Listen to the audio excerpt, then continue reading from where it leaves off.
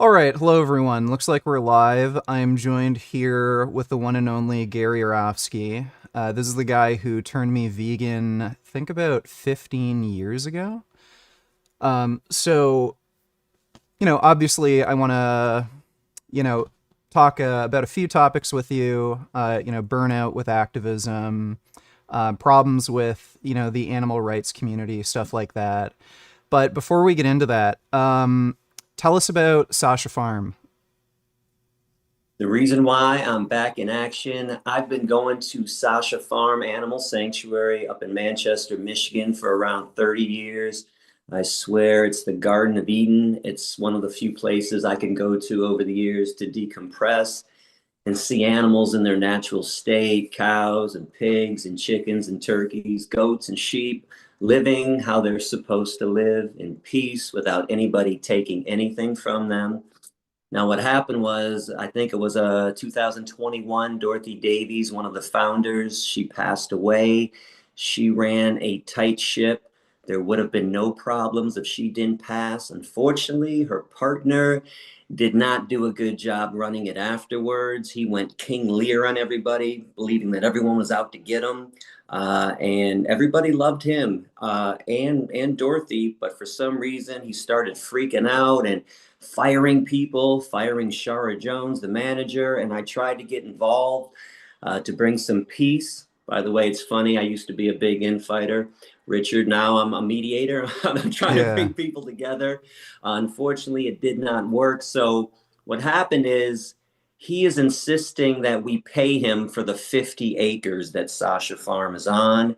50 acres in Manchester goes for around 675,000. He took 250 out of the coffers, which really put a dent in everything because it costs 250 a year just to run the place. So we still owe him 425. So what we're trying to do now is get out of the hole. If we could pay him off, we'd actually be fine because we always bring in around 250. And I want people to know I don't receive any compensation. I'm doing this because I love this place and I've been going there for so long, and it would absolutely break my heart if this place had to close down.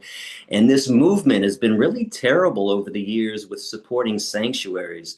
You might have heard there's some term going around, effective altruism, and they don't think it's money wisely spent to Right. try to keep a cow alive for 20 years. But man, we kill a billion cows on this planet every year. Are you telling me the vegans in this movement can't keep a couple thousand alive who escape from the hellholes that we've created? It's outrageous to me. It's not effective and it's not altruistic to deny these animals a chance to live out their lives. So if everybody can please go to sashafarm.org and donate what you can. I'm not necessarily expecting one person to come up with the 425 or the 675, but if we could raise enough money to get out of the hole over the next year or so, things will be just fine. And there's a great team of activists there, Shara Jones and Darcy and Bob Harvey and all the volunteers. Everybody's doing a wonderful job because they love those animals. So again, fundraising was never my thing, so it's kind of weird for me to do this and ask people, please go and donate to sashafarm.org. Thank you. Yeah, and on stream, you guys can see the banner at the bottom of the screen. So there's the link to sashafarm.org. You can just click it in. There's also a link in the description where you can donate directly to Sasha Farm. And I'll be answering questions during this live stream.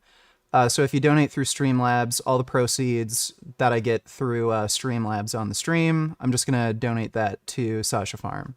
So whatever you choose, you can either donate directly, or if you just want to ask Gary questions on stream, the Streamlabs link is just in the chat.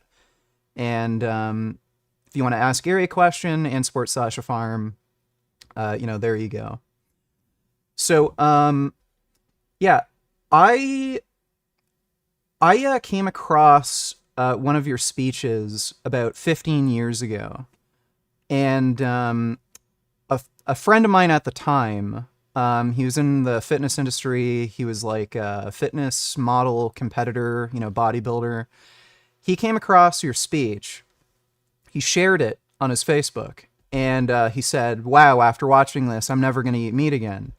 So I thought that was interesting. And I knew about veganism, like I heard the term, but I didn't exactly know what it was. Like I didn't get it. No one really explained it to me. Like I knew they didn't eat any animal products of any kind. So it wasn't just vegetarianism, but they also didn't eat eggs, milk, nothing.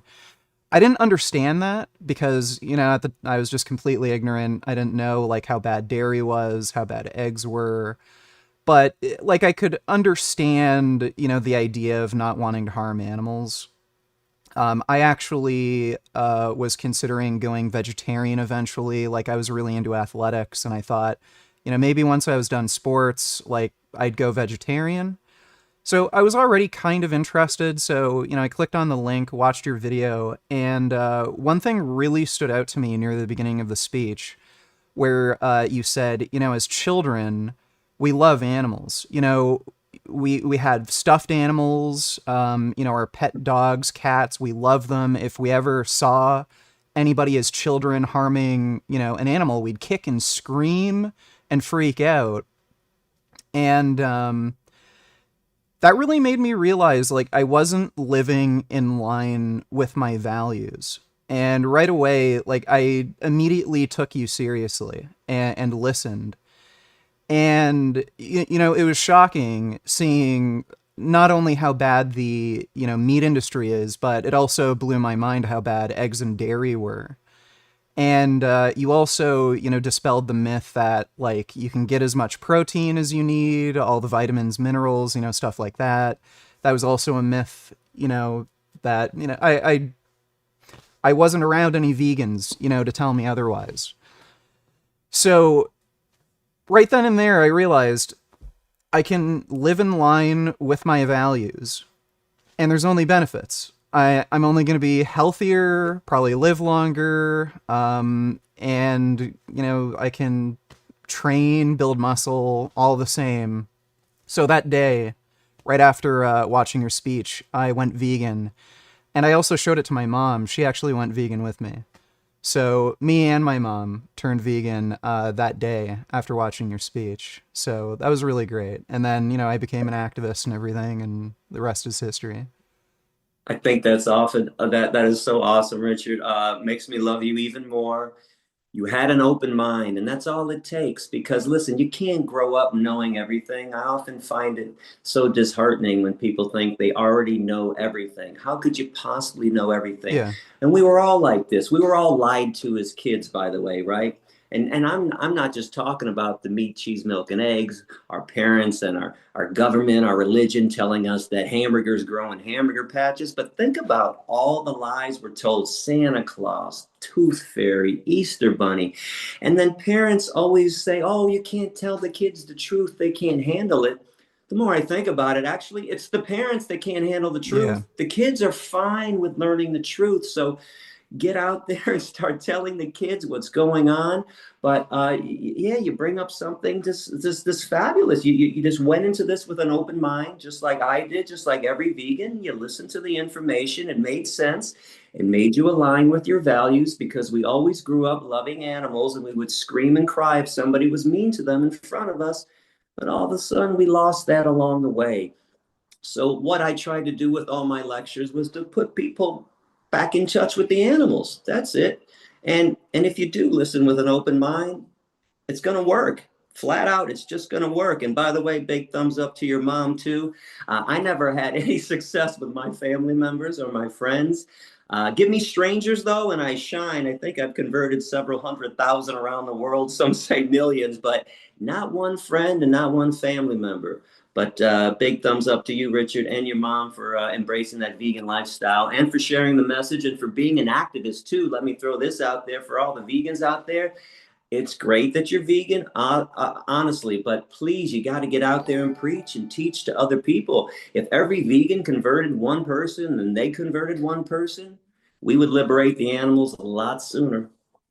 Yeah. And I don't think it's just an open mind. I think there's a willingness to just do better.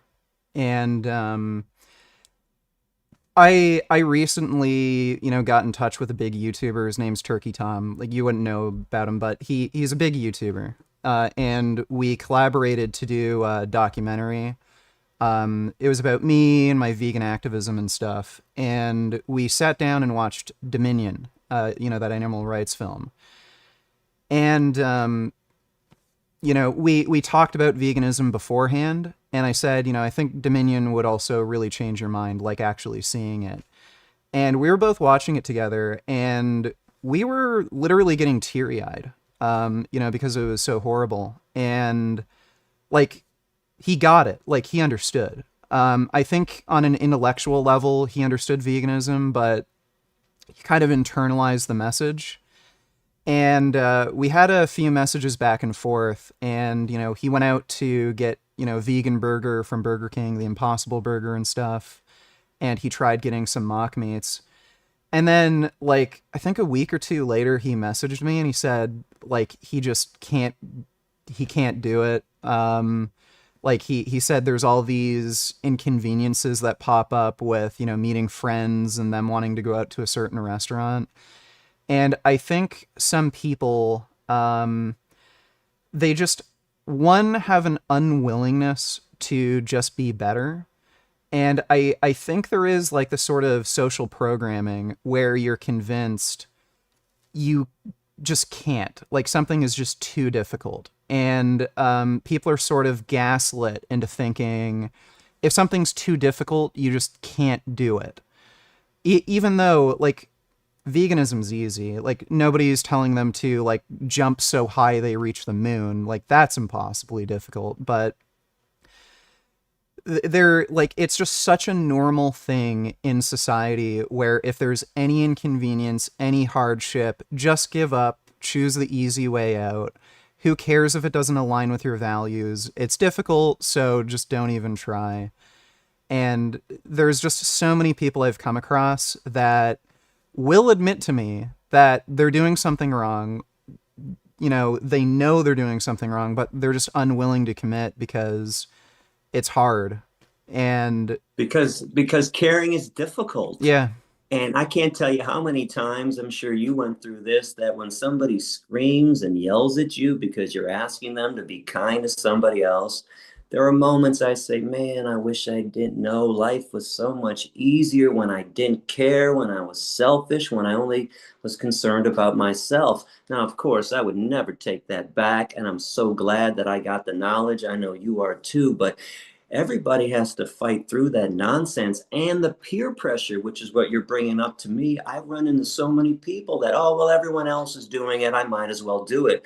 The way I see it, the public has never been on the right side of any social justice movement ever in history. This is how I know that we are on the right side. So if you're going to follow the crowd is going to mislead you. The crowd is going to take you down the wrong pathway. You need to do what you know is right. What's in your heart, what's in your conscience. If this hurts your heart, and it should, to watch some innocent being be tortured and killed, to have their baby stolen, then you need to make some changes in your life. And also keep in mind, new habits are hard to form. Of course they are. Old habits are hard to break. Get over the hump. I mean, think about it as a gym workout. If somebody showed you something new at the gym, it's always awkward at first. If I showed somebody that never lunged before how to do walking lunges, they're going to be, twisting and falling on the ground. But next week, all of a sudden, you got it. The week after, okay, I can do walking lunges all around this damn gym 10 times. So get over the hump, fight through it, and then it's going to be another easy habit that's a part of your life. And keep in mind about all the cool things. Now, I'm at a different stage in my veganism. I no longer eat vegan junk food. Over the last 10 years, I've really cleaned up my you look diet, like you're in good my shape. breakfast. Yeah, I've seen Yeah, you my, flex your muscle and everything. Yeah. not like yours, my man. Not like yours. I want your arms badly. But my breakfast is now a cup of barley with a half a cup of green lentils or a whole can of kidney beans. My lunch is 10 to 15 pieces of fruit. Dinner is about 5 to 6 different vegetables. And there's this brand new cool vegan product.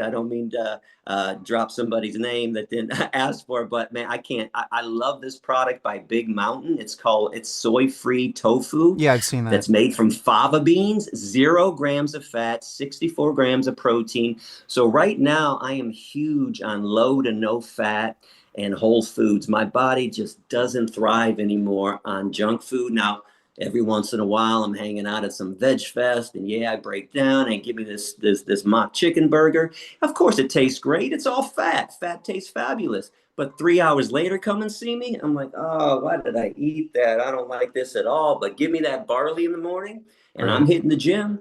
So yeah, try that whole food stuff too for everybody out there, especially for the longtime vegans. And you're gonna thrive. Yeah, most people around here think I'm in my 40s. I'm 54, about to be 55. As I used to tell the students who also complimented me on my appearance, try eating a fucking mango once in a while. You'd be surprised at the results. Vegans just age better. They just do. Yeah, Like I even know junk food vegans where I'm surprised they look 10 years younger. right, right. Um, I usually notice, by the way, Richard, that vegans in general look about 10 years younger, and meat, dairy, and egg eaters on average look about 10 years older, which is a 20-year yeah. difference. So the fountain of youth has been found. People are looking for it. It's in some mangoes, it's in some bananas, it's in some pomegranates. Check it out. It's in some barley. Um, so Janya donated $5. Animals are my favorite people. Same.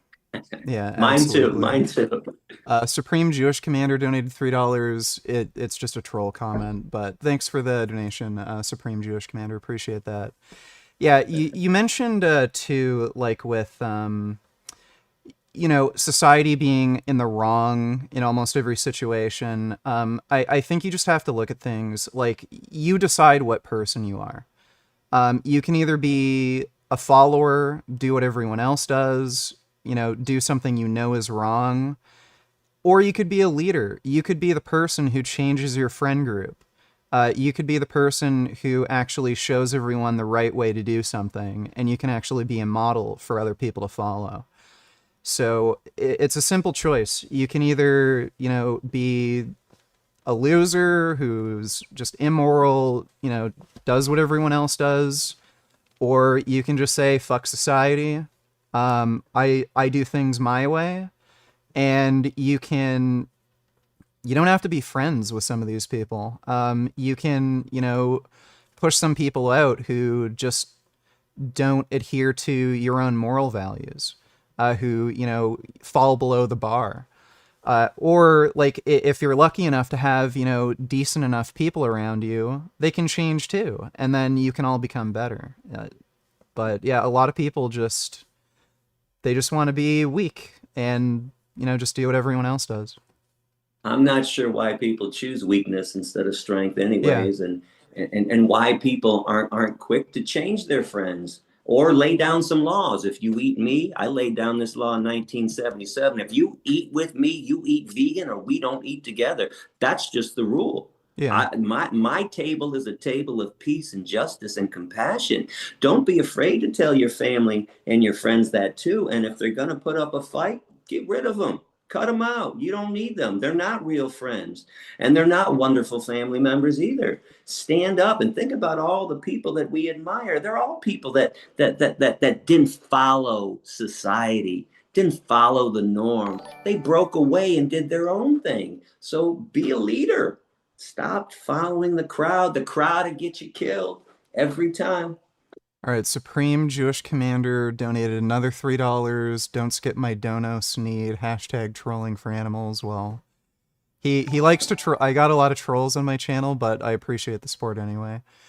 Okay. Greg the Vegan I'll take donated the $3. Yeah, Greg the Vegan donated $10. Love you, Gary. You're the reason I went vegan 10 years ago.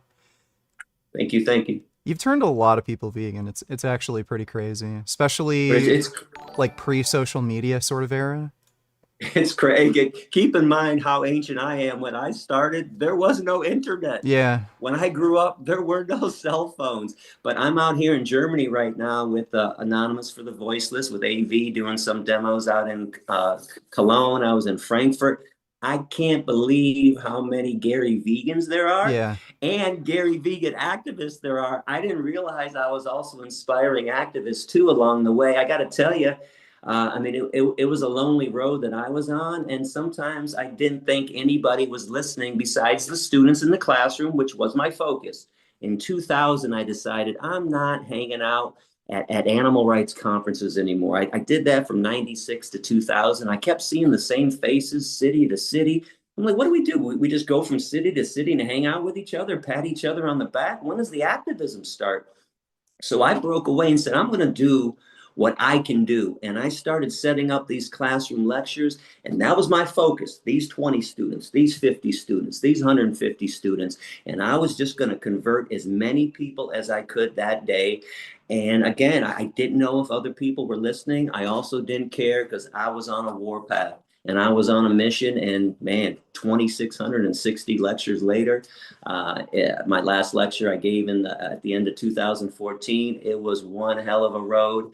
And for the most part, I was averaging 200 talks a year. I would only have about 15 or 20 lectures that turned into a Jerry Springer show, which is an amazing ratio considering the Yeah. topic that I'm talking about, right? I mean, we have the toughest social justice movement ever. We got to convince people to be nice to chickens. And I was doing it. It was crazy. And I didn't mean that I turned everyone vegan in those other 180 classes that were good, but there weren't any divisive comments. People were actually listening, had an open mind, asking questions. So if they weren't going vegan, and a lot of them were, I was planting the seed. And sometimes it took students 2 or 3 times hearing my lecture before they went vegan, because I always spoke in the same classes. Once I got into a professor's class, 95% of the time they wanted me back every semester. So there were students that came up to me and said, man, this is the third time I heard you. I didn't like you the first time. I listened a little more the second time, but now I got it and I'm vegan. So it was a hell of a journey, Richard. And I got to see change before my eyes. Do you know that every lecture started the same? Everybody had their arms crossed. And I heard every snicker. I had supersonic hearing back then, and people were muttering, "I should have brought a hamburger in, should have brought my deer head in." But I wasn't mad at anybody before the lecture because they were ignorant, just like I used to be, just like we all used to be. I was giving everyone a chance. I got a little upset after the lecture, which is why I ended most of my lectures with that phrase, "What's your excuse now?" But everybody got the chance, but it started with arms crossed and then arms opened up about 10 minutes in. I show the slaughterhouse video 15 minutes in. All of a sudden, an arm goes up above the head, which is kind of a submissive position. But I wouldn't be submissive back. I go in for the kill. And now I'm hitting you with all the Holocaust stuff, the slavery analogies. And then I'm pushing people to the limit. But then I drop some humor because I pattern my activism after two people, my style after Malcolm X and George Carlin. I don't know if people know this. So basically, my speech was a militant comedy roast. So as soon as I pushed them to the limit, I dropped some sarcastic humor, like, you guys have a bird ass fetish. Everything you eat has to come out of a hen's ass. You shove bread into a turkey's ass on Thanksgiving. Then they start giggling because there's truth in humor, right? And then I would tell them, you guys are squeezing cow titties and cow nipples and Are these high school eating lectures? everything that, yeah, mostly college, but I did high Okay. schools. That the younger I went, the more they really liked it. The Yeah. problem was the administration, the Yeah. teachers, and I'd the parents imagine. didn't like it. In fact, you want to hear something interesting that you bring up high schools? You know, the best question I ever had never came from University of Michigan, Penn State, all the big schools. Came from a seventh grader in Toledo, Aurora Academy. There was about 200 students that were brought down to the auditorium. And you know my style. You've seen my stuff. I have an answer is before you're even done asking the question. I don't know. I not only have one answer, I got 5 different answers depending on your tone. This kid says, Mr. Yourofsky, I believe everything you say. It all makes sense to me. And I want to become vegan. What happens today when I go home and my mom says I can't? And I was stumped. I'm like, oh my God, man. Ended up walking into the crowd. I gave him my business card. I said, here's my phone number. You could have your parents call me. I asked somebody for a pen, and I wrote down Dr. Jerry Velasik's number. Good friend of mine said, if they're worried about your health, Jerry wants to help. And then I ended up saying, I can't hold you accountable if your parents are going to prevent this, but do me a favor, as soon as you're able to, promise me that you're going to become vegan. And he promised.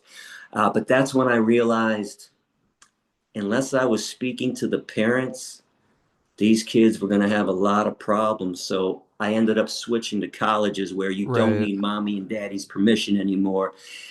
I lost a little along the way because the older you are, the further away you are from that connection to animals. I wish I can go younger. I actually did some second grade classes who all thought they were already vegan because I explained how much I loved animals, and they said, "Oh, I love animals too, Mr. Gary. Yeah. I'm vegan too." I said, "Really? Everyone's vegan?" They all said, "Yeah." They raised their hands. I said, "Did anybody see the movie Babe?" They all said, "Yeah, I love Babe." "Did anyone eat a hot dog recently?" "Yeah, I love hot dogs." I said, "That's Babe." They were freaked out again, Yeah. lied to and not told the truth. I don't understand why it's wrong to tell the truth to kids Yeah. and to people. The society is built on lies. Yeah, that's pretty crazy. There's been some young kids in my audience that, are around like, 10, 15 years old, and they've asked me the same question. Um, my advice to them is don't listen to your parents. Like, your parents don't know better than you. I learned when I was a kid that my parents weren't mega geniuses who always knew right. Like, I knew they would do some things that are stupid and wrong, and I learned from a pretty young age to not always take my parents seriously. And, parents have limited willpower. If you, like, push back against them, eventually they're going to learn they can't win. So I told those kids, stand your ground. If your parents put steak on your plate, just don't eat it and say, I'll eat tofu and I'll eat potatoes, beans, but I'm not going to eat steak. And, they might play that game where, okay, well, you get nothing. Well, they're not going to starve you to death. So you might have to wait like a few days, or if your parents are really brutal, like maybe a week, and you might have to go through some hunger, but you'll win. So just push back against them. It's not a big deal. And I mean, when they see the grocery bill, like tofu versus steak, like they're going to spend less money. So I've told, some of these kids, just push back. That's some great advice, by the way. And I did tell that kid to beg and plead. I also told him, and I've told students that have emailed me over the years, you might have to get a job after school, cutting lawn, babysitting. And if you do, contact me. I'll tell you how to buy cheap food. Bananas are about 25 cents a pop. Yeah. 5 bananas make a meal. Buy a bag of potatoes, a bag of apples, a bag of carrots, big bag of grains or something. So I would always try to help them. But I got to tell you, it was heartbreaking sometimes. The kids would send me emails and then beg me, help me, I'm crying right now, my parents won't buy me any vegan food, and they make me sit at the table till 3 in the morning until I finish my steak. I can't believe how cruel parents can be about this, considering all the horrible things these kids could be getting into. Yeah. Drugs, gangs, and they want to eat fruits and vegetables. I mean, Yeah. don't these parents That's, spend the yeah. it's crazy. Yeah. They spend the Parents first few years usually trying to have force to, broccoli down their yeah. throat, and then all of a sudden they want broccoli all the time. No, you got to have steak now. Yeah. It's crazy. I think it's a weird power dynamic. I don't think it's necessarily that they have a problem with their kids only eating vegetables. It's that they want to feel like they're in charge. It's like a weird, we're apes, right? Like Right. there's a pecking order, and I think it's a way of asserting dominance.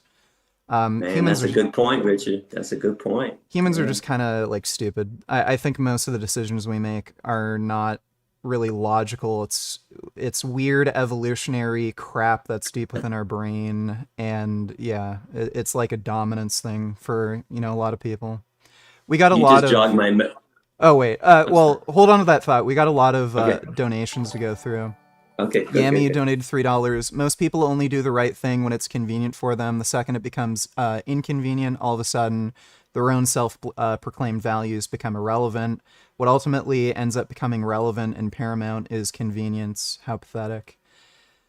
Yeah, a lot of people, I like you see it all the time with these ex-vegans.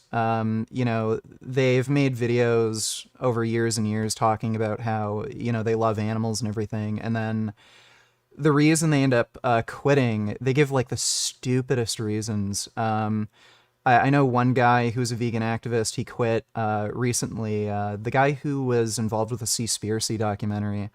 He said he was looking Right. for vegan marshmallows, and he had to drive like 2 or 3 hours. And he said, "Why am I driving like a couple hours for vegan marshmallows? It's too difficult." And there's Why would some. you drive for marshmallows Yeah, I anyway? know. Who the fuck needs Yeah, marshmallows? I It's know. it's such a dumb, ridiculous Yeah. excuse. There's an addict for you. He was an addict, and the Well, addiction won. I don't think it's an addiction. I think they wanted something out of veganism. I think some people go into the, activism looking for money or fame, or like there's a lot of opportunity to get girls, especially like if you're a dude. And when they don't get it and they realize there's all these inconveniences, they just say fuck it, and then, they didn't really have any values in the first place, you know. I ran into somebody at one of the AV demos the other day who was a fan of mine, a former vegan. Get this reason, I had a peanut allergy. So I said, so? So don't eat Yeah. fucking peanuts. Well, how are there peanuts and fruits and vegetables and grains and lentils? What are you talking about? I can't even grasp this They're just this bullshitting. excuse. And I got to tell you, over the year now, this is my 29th year of veganism this month. 29 years.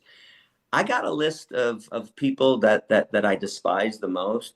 I swear the top of my list, ahead of hunters and vivisectionists and slaughterhouse workers and those who commit the most heinous acts, former vegans. Yeah. Top of my fucking list. How dare you know the truth, Yeah. live the truth for a while, and then walk away from it. And on top of that, most of them try to convince other people not to Yeah. do it. It's bad enough you're not doing it, but you really got to go out and tell everyone else not to do it. You got to be kidding me.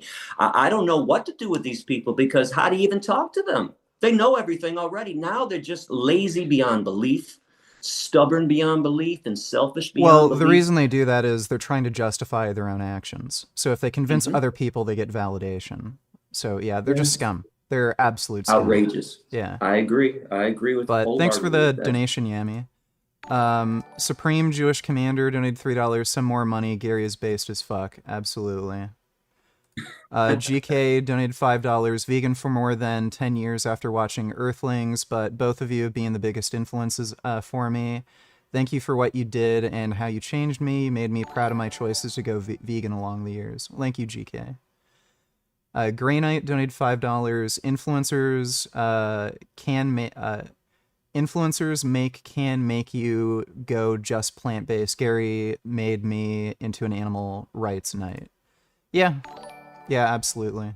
There's we can talk about this more later, but there's a lot of not really vegan influencers. I think they claim to be vegan, but they're really just plant-based, and we can get into a whole thing about vegan cats that is just driving me nuts, but we'll get into that later. I was actually planning on talking to you about that. Thanks though, Green Knight. Supreme Jewish Commander donated $3. Let's burn this great relationship down. What does Gary think about Palestine and COVID vax? Here we go. Yeah. Well, let's just keep it on, some animal rights stuff. But thanks, Supreme Jewish Commander. Zohar donated $15. Thanks, Gary. Thanks, Gary helped me become vegan more than 10 years ago. Thanks for coming to Israel. Yeah, you turned a lot of people vegan in Israel. I saw one of the interviews you did with a media outlet. I don't know what the fuck their problem was. They said Hitler was vegetarian or something, and then you had a big freak out. I remember that, and you got pissed, and I think you Oh, threw a mic. that was hilarious. I think there was a guy who was interviewing me. He shows up to a vegan restaurant in the biggest leather jacket I've ever seen in my life just to taunt me. He ends up calling me Hitler. And I said, I don't even understand the insult, as I'm trying to save lives and he was murdering beings. And then he just kept coming at me with Hitler. You would appreciate this. So with all my might, we're sitting down face to face. I go like this and I boom. And I swear he flew back about 15 fucking feet in the chair, in the chair. It was hysterical. Then I go up to go after him. And then four of my vegan friends down there, Gary, no, don't do it. Meanwhile, it's front page news for the next two I guess days. he found And out that vegans aren't weak and they got some muscle. Yeah. no. And my comment to the news was, oh my God, two guys in the Middle East had a disagreement at a fight. When has that ever happened Yeah. before? Oh, how is this front page news? Yeah. They actually brought me down to the police station. He filed charges against me, and he also claimed that I said that I was going to threaten to rape his kids. Now, first of all, I don't even know what the guy's name is. That's how insignificant he is to me. Second of all, he's so disgusting, and I said this during a bunch of lectures. I can't believe there was a woman alive that would fuck him and procreate. I had no Yeah. idea he had kids. He was a liar, a disgusting fucking freak. And I could have filed a claim. I told the police I could have filed charges, for him blaspheming me and defaming me. And they asked me why I didn't. I said, because I'm not a fucking baby. I said, so I had a disagreement and I pushed somebody. Big fucking deal. But Israel was fabulous, Richard. I mean, it was amazing. They were coming out in droves to hear the message. When I first got there, now I wasn't involved in arranging the lectures. I had the Israeli people do it. I just said, set me up with non-vegans, just point me towards the stage and let me preach. So they picked me up at the airport, first lecture. They take me to a bar. I said, a bar? What do you mean a bar? He goes, we rented out a bar. I said, who the fuck's going to come to a bar to hear a lecture on veganism? I get to the bar. It is literally packed, 220 people. I had to inch my way through the crowd. Not only that, there were about 250, 300 people in the street that couldn't get in. Jeez. So they set up screens in the street Wow. to project my lecture, and they stood in the street to watch it. I was selling out 500, 800 seat movie theaters. They were thirsting for this. And the media reported that I converted anywhere from 5 to maybe 10% of their population. That's crazy. After all the years, after all the years in the trenches, it was so nice to see something positive on the way out, because I knew I was fading. I was getting stressed. I just couldn't believe that I didn't hear, fuck you, get a life. I heard, oh my God, there's the vegan guy. There's the vegan dude. And they would stop their cars on the street and jump out of the car just to take a picture with me when I was walking from the hotel to the gym. It was crazy and it was wonderful. The most vegan friendly place on this planet right now. Yeah. Yeah, I know yeah, the IDF, they have to give vegan meals to all their soldiers and everything now. It's great. It was an amazing experience. I got to tell you, and as wonderful as it was, I'm never satisfied. They also took me to a restaurant. I was the second or third night. It was their fanciest restaurant. I converted the owner, so she made her restaurant vegan. So it was a private event for 300 people. I show up, I make my rounds, take pictures, shake everyone's hand. I'm sitting in the corner, and I asked a couple people, I said, you telling me I converted everyone in this room? And everyone's like, yeah, they're all Gary vegans. Wow. I said, wait a second. And I looked around, tried to absorb it, and I said, but it doesn't mean anything to me. Like, I don't want the adoration. I want more vegans. It's not enough. So it was never enough. And it still isn't enough. As many people as I've turned, and I know you understand this, it's great to make those conversions, but it's not enough because the animals are still suffering and dying. But Israel, again, it was an amazing experience, and people should support Israel just for that alone. The most vegan-friendly place on the planet, and people want to condemn them? Yeah. Get out. Yeah. Get out. Axel donated $3. Gary helped me go vegan, and Richard was a big part of the reason I went vegan. I am now starting to stream Discord vegan debates, but I'm trying to do activism full time. Love you both. Richard, thank you so much for the active mentorship. Well, thank you, Axel. Yeah, like literally half the people I've met, I swear, went vegan because of you, or combination of you, me, something like that. Emmanuel donated Emmanuel donated $3. You and Gary both turned me vegan back in high school. So good to see you, both you legends talking. If you're accepting questions, what would you recommend for promoting veganism in a pretty redneck place, the prairies, where there is no other vegans? I got to tell you, man, the truth always works. And I want people to know I didn't go. I spent a lot of my time in rural America and they were wonderful. If I could have lectured in Texas year round, I would have done it. Those people are more open-minded than you think. In fact, I found the ultra left people to be the most closed-minded because they were recycling already and they had a coexist bumper sticker on their car. And they were like, oh, I'm already doing enough, Gary. I recycle. I have to care about cows. Yes, you have to care about cows and pigs and chickens. It's not enough. The majority of my Jerry Springer shows happen with the left-leaning crowd. The right-wingers were fair because I knew where they stood. They let me know. And when I came in the classroom, it was like, well, prove your case to me. Good. I want to prove my case. Thank you for giving me the chance. We And can when I finished, most of them came up and said, man, that's the best speech I ever heard. I never understood veganism before. Now I do. I'm becoming vegan. And I wasn't in Austin, Texas. I was at Wichita Falls, Texas. I was in small rural America, Halifax County Community College. Here's a funny story. I show up there the first time. Everyone's decked out in camouflage. Just before they bring me on, I lean over to the professor. I said, "Man, they came to fuck with me Oh, your wearing mic. camouflage." Sorry, your mic Oh, cut out for a second. okay. You still Yeah, we can hear you now. okay? So I leaned over to the professor and I said, "These people came to mess with me. They're all decked out in camouflage." He said, "No, welcome to Halifax County Community College. This is how they Right. dress." And they were so wonderful to me. And I went there for 6, 7, 8 years. I had 3, 4, 5 professors bringing me in. And I asked them once, how come they really just love me so much and they listen? They said they couldn't believe that I would actually come to their small school and talk to them. Everyone else is going to all the big schools and all the Ivy League schools and Harvard, Cornell, and Penn State. And here I am going to speak to Halifax County Community College. They were great. And listen, I don't care what group of people you're speaking to, the truth works. And don't be a politician. That's why the professors love me the most. They would say, Gary, we never met anybody so open and willing to talk about how they feel about every issue. We never met a real activist in our lives. We only read about them. This is amazing. So you'd be surprised. Don't play games. Speak the truth, and the truth shall set everybody free, especially the animals. And for the people that it doesn't work with, nothing would have worked. Don't blame yourself. I had to figure that out over the years when people would yell and scream. I said, you know what? It's not me.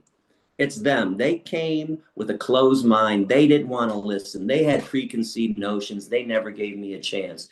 So don't let that discourage you too much. It is discouraging. It did upset me when I saw the real face of humans, that evil nature. I had a student in Miami-Dade College after I poured my heart out for a 70-minute lecture. He raises his hand. He's the only one. I knew it was going to be bad. I had to call on him. I said, yeah. He says, I wish nothing but violence and death to the animals. I said, well, I hope all that violence and death returns to you and your family tenfold. He stood up and he said, fuck you. And he ran out of the room like a baby that he was. I'm like, well, what? He can give it, but he can't Yeah. take it. Yeah. Did he think that he got the kinder, gentler vegan? I mean, listen, I will fight for the animals like I would want to be fought for if I were in their position. So to me, sometimes you got to bully a bully as well. And I didn't want to. That was not my goal. But what else are you going to say? I tried to be peaceful. I tried to explain it during the lecture, but there was nothing that was going to reach him. But I knew it was him and not me because everybody else said, hey, I heard you, Gary. I listened. And half the class, which was probably par for the course, half the class said that they were going to become vegans. Yeah, that's But speak that truth.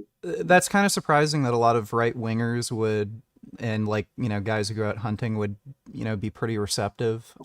So yeah, like I you got to try at the very least. I don't know what the prairies are kind of like culturally, but you know, at least try. You might be surprised. And The hunters would end up telling me something like this. I never understood it before. I'm not saying I'm going to change, but now I understand why you guys fight like you do. So that is a seed that's still planted, Yeah. and it's amazing that the radical vegan could be shaking hands with the animal killing hunter after a lecture and him saying, man, that was a great lecture. I got to give it to you. I now understand why you guys do it. But I did have some hunters rip up their hunting and fishing licenses over the years, some amazing conversions. San Diego State, real quick. I had 4 students hanging out after class. And when I didn't have anywhere else to go, I would stay there for hours if they wanted me. That day, I had another lecture in 20 minutes. So 3 people are asking questions. One guy's just kind of leaning against the wall. And I said, guys, I got about 7 minutes to get across campus for another lecture. And I turned to the guy, do you have something to say? He reaches in his wallet, takes out his hunting and fishing licenses and tears them up and touches his heart and says, man, you touched me right here. I still have those licenses ripped up, by the way, in a box at home somewhere. Cool. I had some amazing conversions. University of Colorado Boulder, maybe my best one. I had about 800 students show up, and I stayed after for a couple hours. As it's winding down, there's about 3 or 4 people left. Some guy walks up to the stage, takes off his shoes and his belt. I have a picture of this, and he holds them up and he drops them on the stage, and he goes like this. He turns around and leaves. Now, my first comment was, it was January in Boulder. I said, is that guy walking home in 2 feet of snow? Oh my God, with those shoes on? I mean, I talked somebody out of their shoes once. You'd be surprised if you speak the truth, what could actually happen and how many people are actually listening. Yeah. Yeah, so just go for it, try. Yeah. Regardless of who you're talking to. Um Joanna F donated $5, didn't say anything, but thanks for the donation. Greg the Vegan donated $3, 2 vegan legends. Appreciate that, Greg. Black Pill Vegan donated $15. I'm just gonna skip that. It's just another troll. Uh, Alan donated $11. Thank you, Gary. Almost 9 years vegan for me and never going back. Well, thank you, Alan. Gigliardo donated $3. Both of you guys have changed my life. Richard, your artwork is so beautiful. It brings tears to my eye. People pay me to do really stupid drawings. It's a bit of a joke, but thanks for the donation, Gigliardo. Axel donated $3. Gary, what are your thoughts on people who preach about atrocities and wars, etc., but are not vegan? Well, they're the biggest hypocrites on the planet, which is why I can't stand the human rights crowd. They're demanding life, liberty, and happiness, yet they refuse to give it to somebody else who absolutely needs it and who's being treated worse than they are. So that stuff has to completely stop. And this is why I have stopped speaking out on behalf of human rights causes. I'm tired of being in an abusive relationship with the human rights movement. Now, mind you, I started out including human rights stuff. I would use in my speech racism, sexism, heterosexism analogies to explain this, but over the years I realized they were never giving it back to us. Yeah. So why do we have to acquiesce to them? And what they're basically saying, I'll break it down in a simple form. They're saying, well, we'll get to the animals later. Let's take care of the gays and the trans and the blacks and everybody right now. What I'm saying is, no, no, no. Fuck them. We're going to start with the cows, the pigs, the chickens, and the turkeys, and then we'll get to you guys later. So understand too that I get why people deserve equal rights.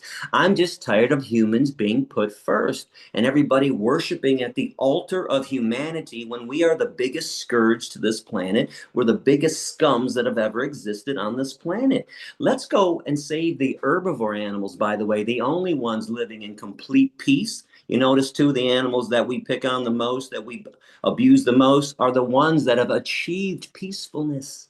And it's amazing to me that people just want to push them aside. You can think about it this way too. If we ever got together at this big table of peace and they brought representatives from the gay rights movement, black rights, women's rights, and animal rights, there would be violations taking place on behalf of the animals. People could show up to this table wearing leather shoes, cowskin shoes. If the discussion went long enough, they could actually bring a hamburger too. But if you sat at that table and said gay people don't deserve the right to get married, you'd be kicked out. If you Yeah. stood there and said black people don't deserve the same jobs that white people have, you'd be kicked out. But you can say cows don't matter, chickens don't matter, turkeys don't matter, kill them, steal their babies, mutilate them.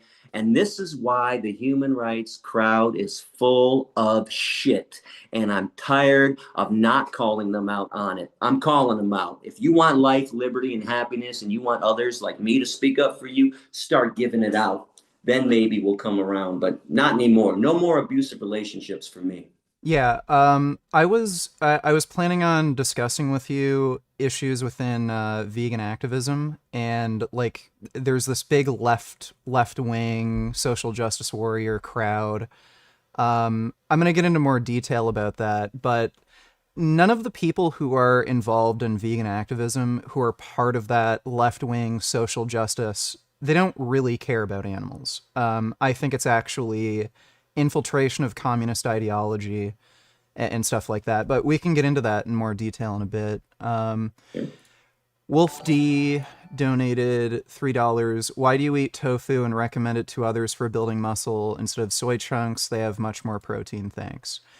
Well, tofu is just easier to make. So it's easier to make taste good too. You can just fry it in a pan, add sauce with soy chunks. You need to like boil it, drain it. You might want to like drain it a few times to get rid of like this weedy taste to it. And then if you don't do it right, it can have like a weird spongy texture. So I just usually recommend tofu, just because And by it's the so way, easy. feel free to eat whatever Yeah, and you can eat protein whatever you source want. Yeah, Nobody cares as yeah, long as it's vegan. I don't care what you eat.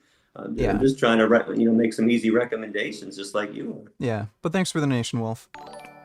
Uh, propitious vegetation donated $10. Appreciate you both. I make vegan themed death metal and have you both to credit for years of education and information. Best of luck with Sasha Farm. Well, thank you. Appreciate the donation. Benjamin donated $30. Hi Gary, so glad you're back. You were a huge inspiration for me going vegan 7 years ago. Well, thank you, Benjamin. Really appreciate that. Benny donated $10. Hey Gary, will you be at the Cologne Cubes every day this month? I'm planning to join from Sunday to Tuesday. Really looking forward to meet you and fight for the animals with you. You're my hero. I'm going to be there every day. Some days I'm going to be late, like today, because I'm doing interviews and podcasts, but I'll be there for a minimum of 1 hour each day and maybe up to 6 hours, depending on all the podcasts. So yeah, I'm here for the month.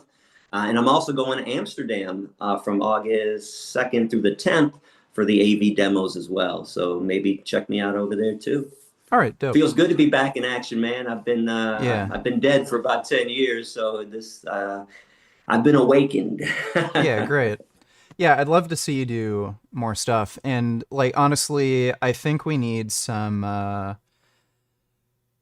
people like you just getting into activism and creating a social sort of change. And like that's a good segue into the topic I wanted to discuss. Like weird infighting within veganism, and particularly the left-wing social justice warriors that try to include, the human rights stuff. Like you have to support Black Lives Matter, you have to support gay and trans rights. Man, I've had so many issues when I was in Toronto doing activism, because all the activist groups, they were mostly being led by women who got indoctrinated into this intersectional feminist ideology. Before every event, they do land acknowledgement, like, this land was stolen from native people, and we want to acknowledge that this was once part of the Ojibwe clan or something. And it's like, are we advocating for animals? Why are we mentioning this when we're here to talk about animal rights? And then you're talking about Native American people, and then non-vegans in the crowd are like, the fuck? And I refuse to support Black Lives Matter. including when that whole George Floyd thing happened, because I just noticed there's massive corruption within the Black Lives Matter movement. And, sure enough, it came out that the founder embezzled like $5 million or something and then bought a mansion. And I didn't like a lot of what they were doing. They were actually standing up for a lot of criminals, like just straight up criminals. There was a guy who literally just robbed a convenience store, tried to kill a cop. He got shot, rightfully so. And then they were rioting in the street over that guy. It was ridiculous. I think it was totally fine to protest over George Floyd, but it got to a point where they like memorialized the guy and acted as if he was a hero. By all accounts, the guy was a terrible person. Like, what they really should have been doing was just talking about how terrible the policing was and how, there's a lot of racism within the police force, but George Floyd is by no means a hero. So I refused to support Black Lives Matter, and a lot of them tried to push me out of activism because of that. And one of the worst people I ever came across was this dipshit named Darren Chang.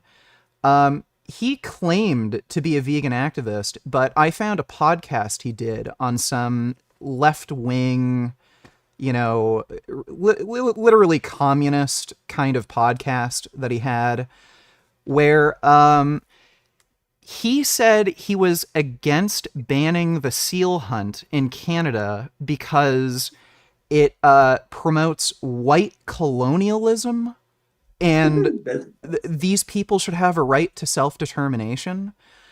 So you make a good point. There's a lot of people who are in this like human rights space who don't give two fucking shits about animals. And like, it's insanely hypocritical. For one thing, like, yeah, if you said black people shouldn't be able to have jobs, trans people don't exist, they'd kick you out immediately. But if you show up in leather or chowing down on like a ham and cheese sandwich, oh, whatever. Like who cares? There's so much to unpack with what you just said too, man. It's first of all, no group of people has a right to view animals as their property, to exploit them. I don't care what native clan you belong to. I don't care where you live. Animals are their own separate entities, and they belong to nobody. So that's a bunch of fucking shit. That the seal hunt shouldn't be banned. And by the way, they're killing seals for their penises because humans are so fucking pathetic. They think that they're gonna eat somebody else's penis and become stronger. And back to the women and the land stuff, let me just throw this out there for everybody. All land on this planet belong to the animals. We are all thieves. Spare me the shit about it belongs to some native culture or this tribe or whatever. It belonged to the animals and we stole it from them. We're guests on their property, and we're horrible, pathetic guests at that. We're always kicking them out, killing them, calling them pests. We're the biggest pest on this planet by far. And the BLM movement too. I found this to be pathetic when they were holding up the pig's head, severed pig's head, or the fact that they even call police pigs. What kind of fucking shit is that? Yeah. I never met a pig that went and shot somebody and killed somebody for no reason. Those aren't pigs. Those are humans. That's human behavior. I'm really tired of people deflecting disgusting human behavior and claiming that it's animal behavior. No, this is how humans are. We're the rapists. We're the oppressors. We're the killers, not the pigs. And then I heard something else too, where they said George Floyd was killed like a dog in the street. Now, I'm big on language. So what they're saying is they had to find somebody else, another group that was treated worse than they were. Yet they exposed it. Guess what? The animals, because that's the only way the analogy works. Yeah. So they actually admitted that animals got it way worse than them, but then when you bring up when you bring up animals are treated worse, how could you say that? But then they use that as an example. Like, I don't know if you probably, I don't know how involved you are with some of the crap going on, but I remember Anonymous for the Voiceless, they made a post about some of these like Black Lives Matter, George Floyd protesters. They were holding up pigs' heads in the protest, and they called out the hypocrisy. All of these lefty, human rights activists, trashed Anonymous for the Voiceless, said they wouldn't support them and all this crap, threatening them to take the post down because, oh, you're attacking the Black Lives Matter protests. You're not allowed to do that. Um, what it is, all these left-wingers, it's communist infiltration into this left-wing sphere. And none of these people have any interest in animal rights. What they're trying to do is recruit members into communism. So that's why this intersectionalist thing has, become so popular. If you try to convince all these people, oh, our struggle is your struggle, well, now you've massively increased, the recruitment. Because if you can convince Black Lives Matter or gay and trans rights activists or Native, people into thinking, oh, your struggle is your struggle, well, now you've got more communists in your group.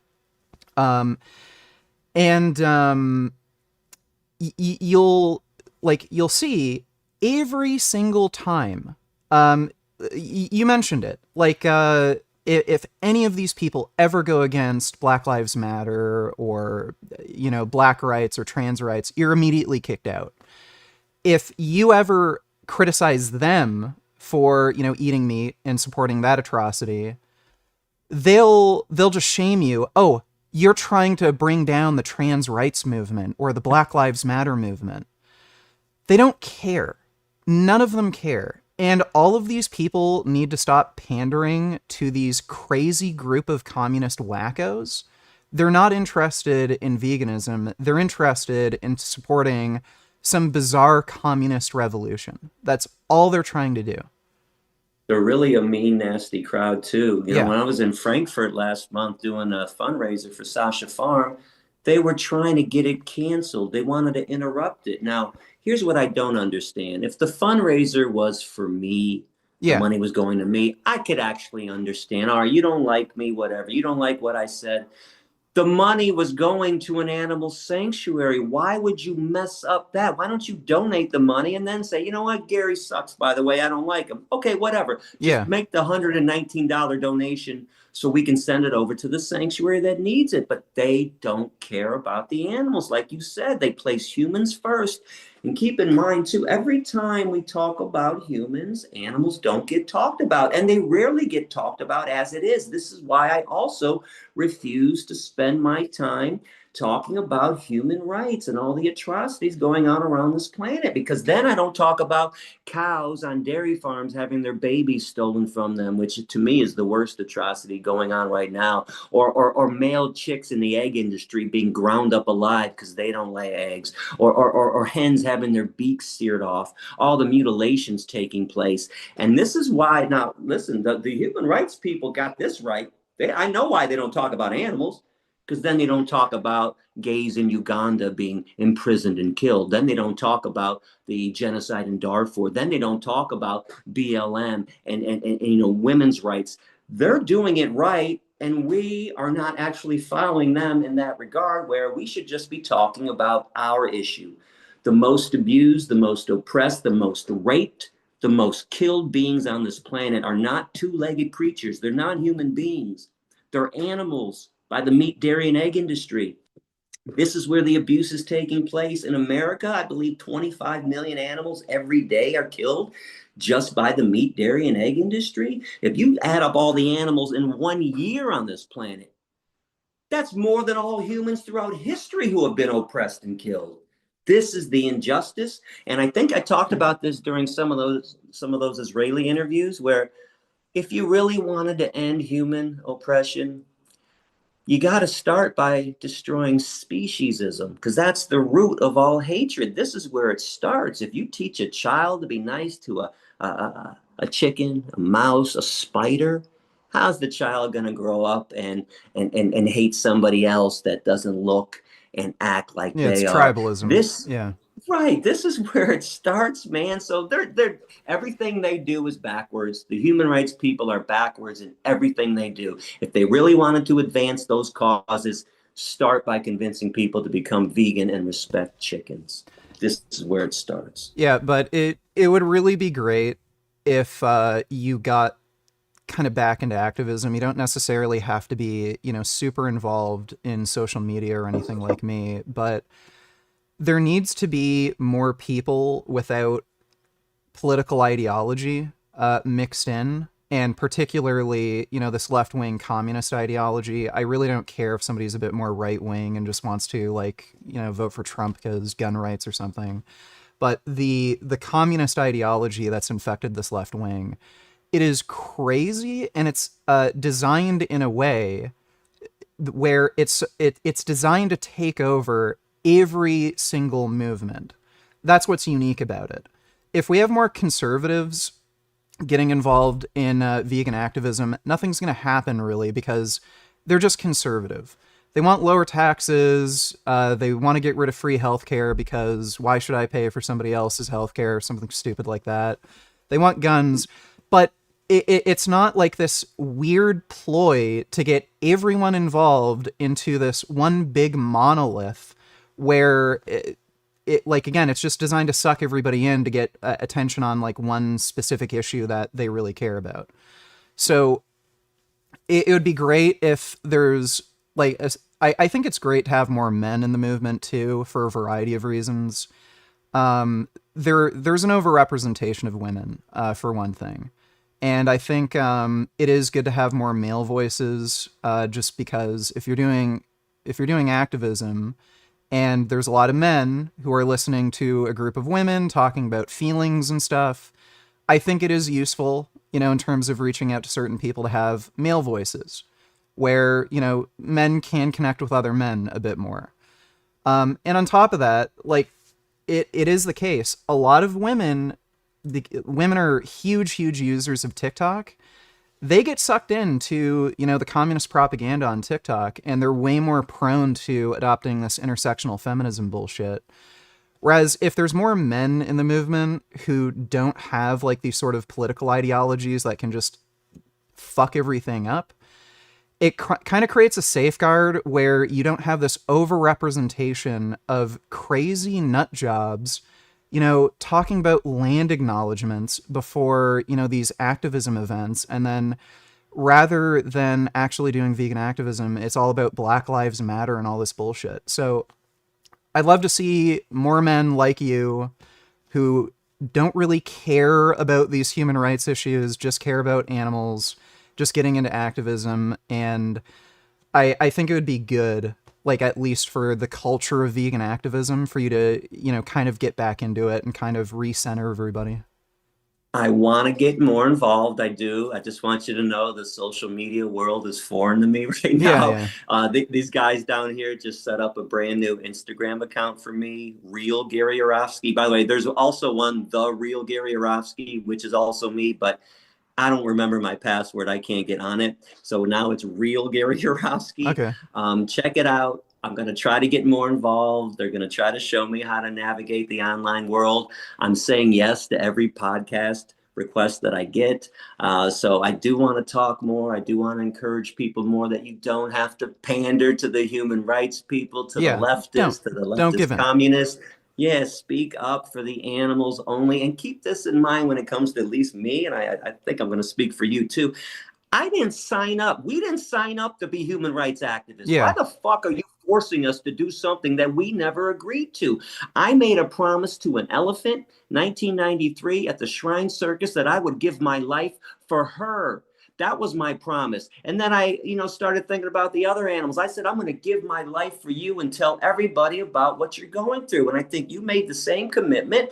Why are you making me do something I don't want to do? And on top of that, why do you have to agree with me 100% of the time anyways? What's this nonsense that if we disagree with somebody on one issue, all of a sudden we have to condemn them, cancel them, we can't be their friends anymore? I mean, who in the world do you actually agree with 100% of the time? Because if you tell me that you do, I'm going to call you a liar, or I'm going to call the other person that lied to you, that made you think that, a liar. You can't, even your partner in life, you can't agree all the time. So why can't you say, oh, you know what? I don't care for Gary's position on human rights. I don't care for Richard's position, but man, they are some kick-ass vegan activists, and they speak for the animals so wonderfully. They turn people vegan and make the world a better place for the animals. That's what we want to do. Don't make us do something we don't want to do. It's nonsense. But the leftists love that. You have to do this. It's a You have to purity stand up for test. trans rights. It's a Yeah. purity test, and they're just trying to radicalize you. But it's like we mentioned before, like, there's peer pressure. Your parents are going to try to, force you to eat a certain way. Your friend group is going to peer pressure you. It's the same kind of mindset. Like, be a leader. Don't let them force you into adopting some weird intersectional ideology where you have to make posts about Black Lives Matter. You have to, support trans, gay rights and all the stuff and have a rainbow flag every June on your profile.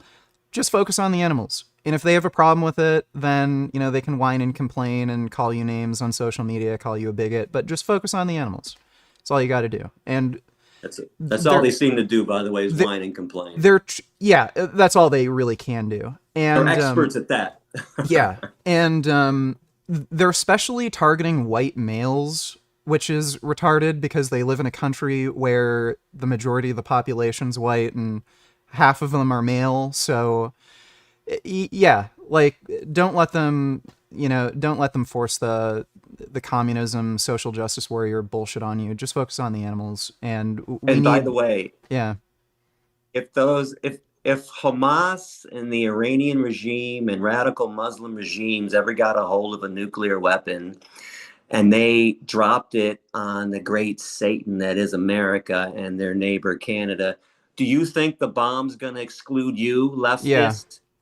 I mean, what are you fighting for? My God, these people want to kill everybody that doesn't believe what they believe. The yeah. radical Muslims are out of their minds right now, man. And they're the worst violators of human rights. I don't even get the support that people want to throw their way. Yeah. And again, I think it's the communist brainwashing. It's part of their whole strategy to try to make friends with some of the most violent groups because you need violent people to enact a revolution. So I think that's why they're trying to make bedfellows with these violent Islamic regimes. It's part of that strategy of trying to get violent people into this whole, like, communist thing so that they can enact this revolution, destroy the, like, United States, destroy capitalism, because, like, they're all they can do is complain and whine online. So And they by need the way, people who what's will, this? What? Yeah, it's correct. What's this hostage taking bullshit? By the way, this could be over if yeah, they would just release the last 53 hostages. I yep, got news for you. Everybody, think about this. Do you know who takes hostages on this planet? Domestic abusers, bank robbers, drug cartels, and Hamas and all the radical Muslims. yeah, What kind of shit is that? Because let me throw this out there. Let's say I decided to go ballistic and I wanted to take hostages to free the animals. And I took the wives of hunters hostages. I took the husbands and wives of vivisectionists nobody would be hostages. defending you. No But, one. but listen, all they would have to do is shoot one animal in the head, one rat in the head. And I'd say, wait, okay, stop, because that's how much I care about animals. I'd say, well, okay, I'm coming out with my hands up. These people are still holding Yep. hostages, claiming they care about Palestinians, and they're getting killed. But all they got to do is stop. And what did they think was going to happen on October 7th when they went and killed 1,200 Well, they knew people? it. Then they want to call a timeout? Could you imagine me going up to you or The Rock and slapping you in the face and then go, wait, time out. Bullshit. You're going to get your ass kicked. Who are you fucking with? You're Yeah. messing with somebody stronger than you, bigger than you, and badder than you, but you think you have a right to do that and then call time out, wait, poor us? Come on, everybody. I don't, this melts my brain that People people are are on the just wrong thinking, side of this. again, it's brainwashing and people think completely backwards, and these aren't people you should take seriously. Don't let them, like, take control of vegan activism. The And keep pro-Palestine supporters are just nuts. And keep in mind, too, unless you're in Israel or Palestine, your voice doesn't even mean a fucking thing. But you know what your voice means something for? Veganism. Because this is why I also love this movement. You could actually do something about injustice every single day of your life. Everything else Yeah. is lip service. So what about the Darfur genocide? What about the Ugandan gays? What about Israel and Palestine? Who cares? No, but they don't give a fuck what you think. They don't care about your opinion. opinion, but the animals do, because you can affect somebody's life and save their lives. Focus on the animals and vegan living, vegan activism. This is where it's at. You want to make change, substantive change, preach veganism and forget about everything else. Yeah, absolutely. Okay, we got a bunch of new donos. Axel donated $3, got a new argument against the idiot religious people who say they can't go vegan because of their religion. I'll say you're right, because religious people like yourself don't listen to reason. Conversation over. Maybe that'll change their mentality. They're probably just going to go on about their day. The religious, some of them, I think just say that because they haven't really thought enough about their religious beliefs. I've had some conversations with Muslims and Christians who say, but God says it's okay. And then I'll go in, I don't even really go into their religious beliefs at all, because I see, the kind of vegan ideology as non-religious. It has nothing to do. It's secular. So I just make the secular arguments. And sometimes they'll listen to the secular arguments and say, yeah, that's a good point. Like, if I'm using religion to justify this, then I could also use religion to justify any other horrible atrocity, like, some kind of genocide. So it doesn't really make any sense. But and people have always done that. People don't realize there's a phrase that we use, and it's the oldest excuse in the book is the phrase, but people don't know what it means. And it means the oldest excuse is God says it's okay, and the book is the Bible or the Quran. And people have done this throughout history to justify horrible acts of violence, because what better way to sleep soundly at night than to say, well, my God says it's okay. But if you say your God condones torture, abuse, raping animals, stealing their babies, and mutilating animals, cutting their beaks off, ripping their testicles out, then the God you glorify is no better than the devil you condemn, because that's devilish stuff. That's not godly stuff. Let's not forget, every religion does have 4 words that people ignore the most: thou shalt not kill. But as George Carlin said, if you think about it, religion has never really had a big problem with killing. More people have been killed in the name of God than for any other reason.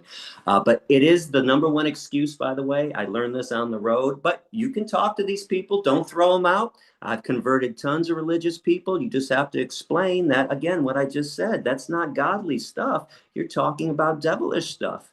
And bring up, for the Christians and the Jews, the Garden of Eden, which was a vegan haven. Genesis 1:29, the first law was, I give you seed-bearing plants.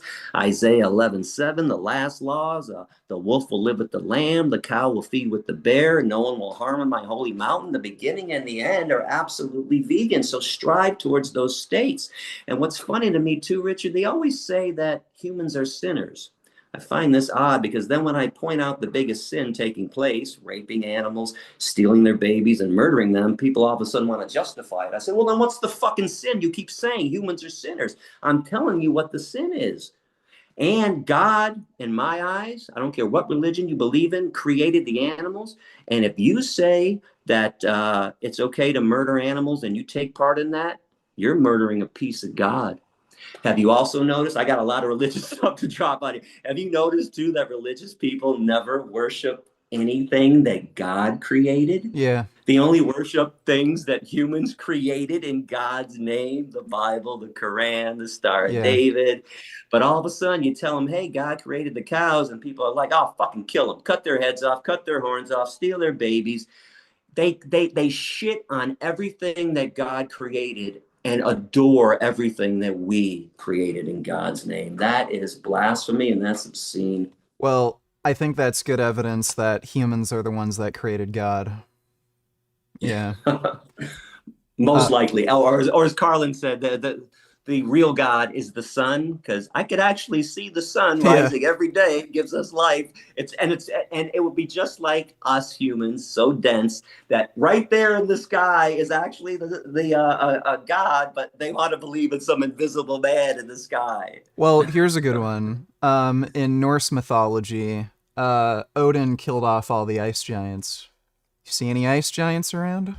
So, yeah.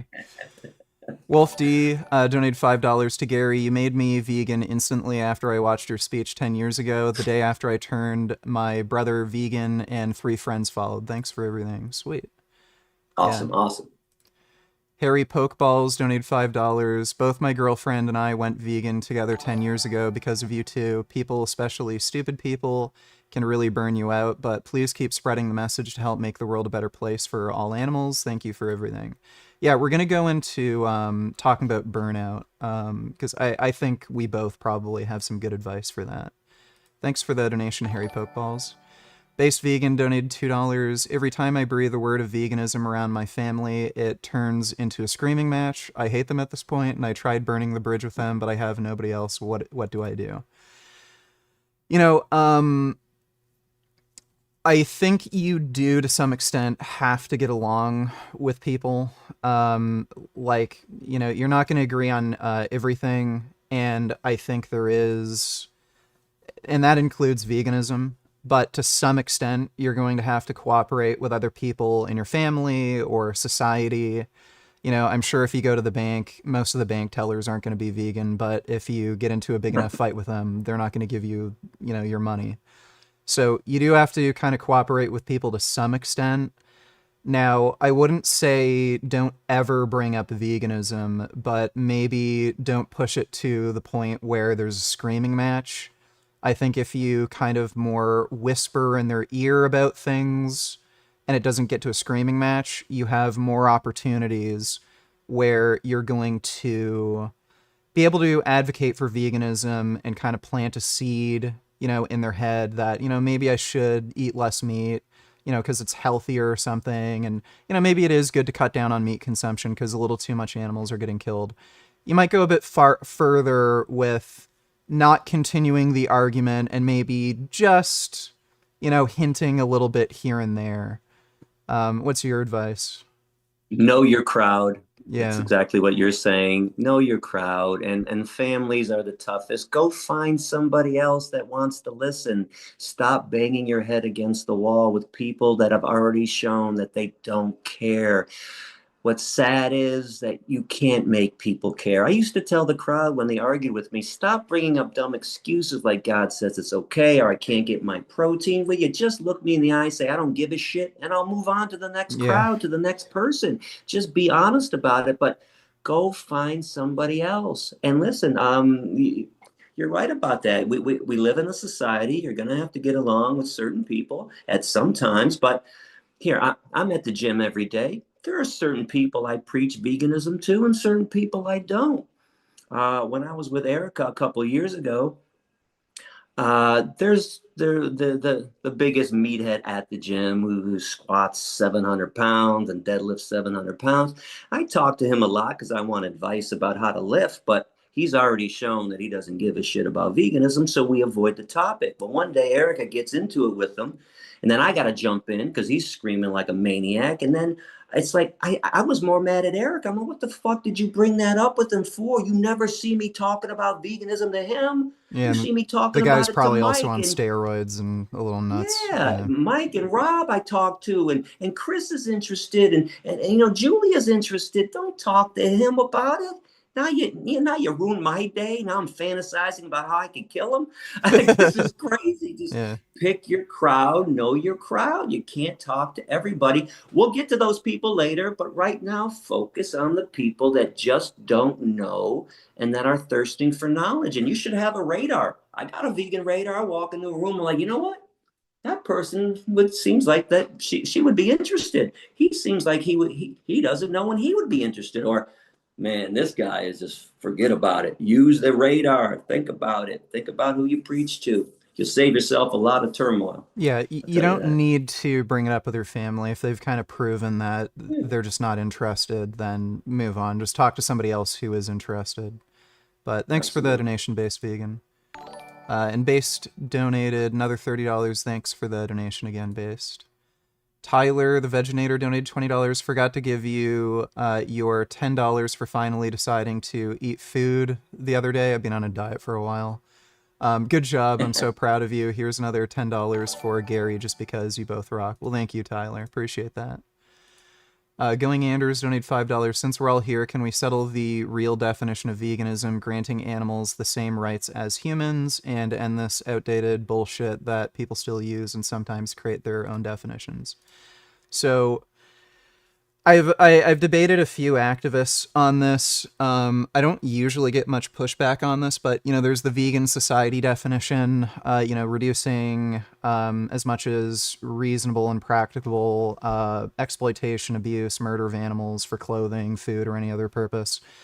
I think a better definition is veganism is the belief and practice of granting animals the same rights as human beings if trade equalized. So mentally disabled people, like, they have some restrictions on their rights. They might not be able to vote, but generally speaking, they technically do. But, they won't be able to drive a car. They might basically be children or treated as children their entire lives. Animals are kind of a similar way. Like, my cat can't just go outside and live their own life, so I kind of have to keep my cat indoors, and he's fed vegan, by the way. And yeah, so animals should have the same rights as human beings, assuming we're talking about human beings with similar characteristics, so like similar mental capacity. We're not going to give cows the right to vote or be able to hold office, stuff like that. But since human rights, it's already well established. We have very well established rules for human rights that, for the most part, we agree with. There's maybe some minor disagreements with should you be able to shoot somebody if they break into their house, and that's a big debate. But, as far as you can't kill somebody, you can't kidnap them, you can't rape them, you can't steal from them, those things have all been sorted out. So that's a good framework to go off of. That's beautiful, man. Yeah. Basically, the right not to be exploited, Yeah. not to be viewed as somebody else's property. Think about this, too.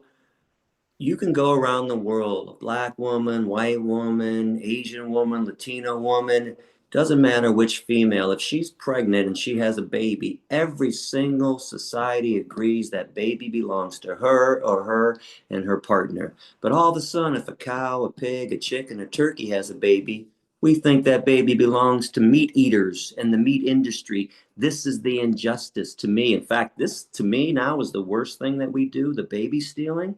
So yeah, they deserve the exact same rights when it comes to liberty, life, happiness, and not to be exploited. It's really that simple. You don't have to go deeper than that.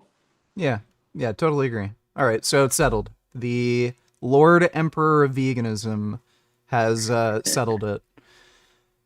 Blue donated $30. VG is why I went vegan almost 10 years ago, and Gary is the reason why VG went vegan. So thank you for both of you for all you do. The global elite hidden in WEF, WHO, UN, etc. unfortunately don't care about humans nor animals and want to enslave the whole earth. I don't know about that. That seems like a bit of a conspiracy theory, but thanks for the donation, Blue. Lumi donated $3. The extreme leftists hate being called out on not being vegan because it calls out the reality that they aren't actually good people. Me hating that people praise Hassan Piker while eating a chicken Chipotle bowl. Yeah.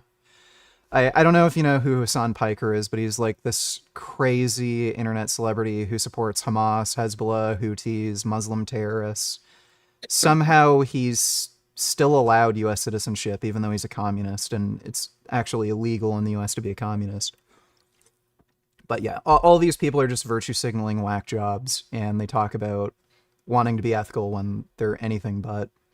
But thanks for the donation. I noticed the human rights people like to walk around with an imaginary halo over their head too, which is why they speak so much about this topic and that issue. I made a post on Instagram. I've done my good deed for today. Yeah. User donated $15. 10 years, Gary/VG vegan. It's so cool seeing you guys speak. Well, thank you, user. Appreciate that. Ben Boy donated $2. Why is it that most of the people that seem to represent veganism in the media are all the ones that are easy to make fun of, like that vegan teacher, but when it comes to people like Gary Yourofsky, he barely gets any mainstream attention? You got a fair bit of mainstream attention in the US. Like, wasn't exactly all positive. I know people really like to, show the clips of you, raging out on people and kind of take it out of context and not really, explain why you might be justifiably angry.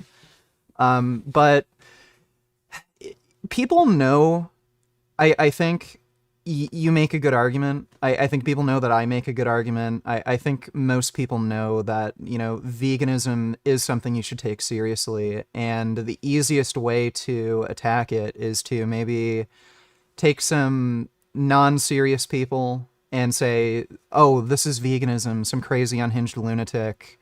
Or, find your worst moments out of context and say, oh, see, the vegan's insane, rather than actually listening to what you have to say. So, Actually, in the late 90s, when I was really hooked on media, which I no longer am, I don't think people change their lives because of the 5 o'clock news, but late 90s, early 2000 in Michigan, I got some wonderful media coverage. You can go to my website, adapt.org, two T's on adapt, ADAPTT.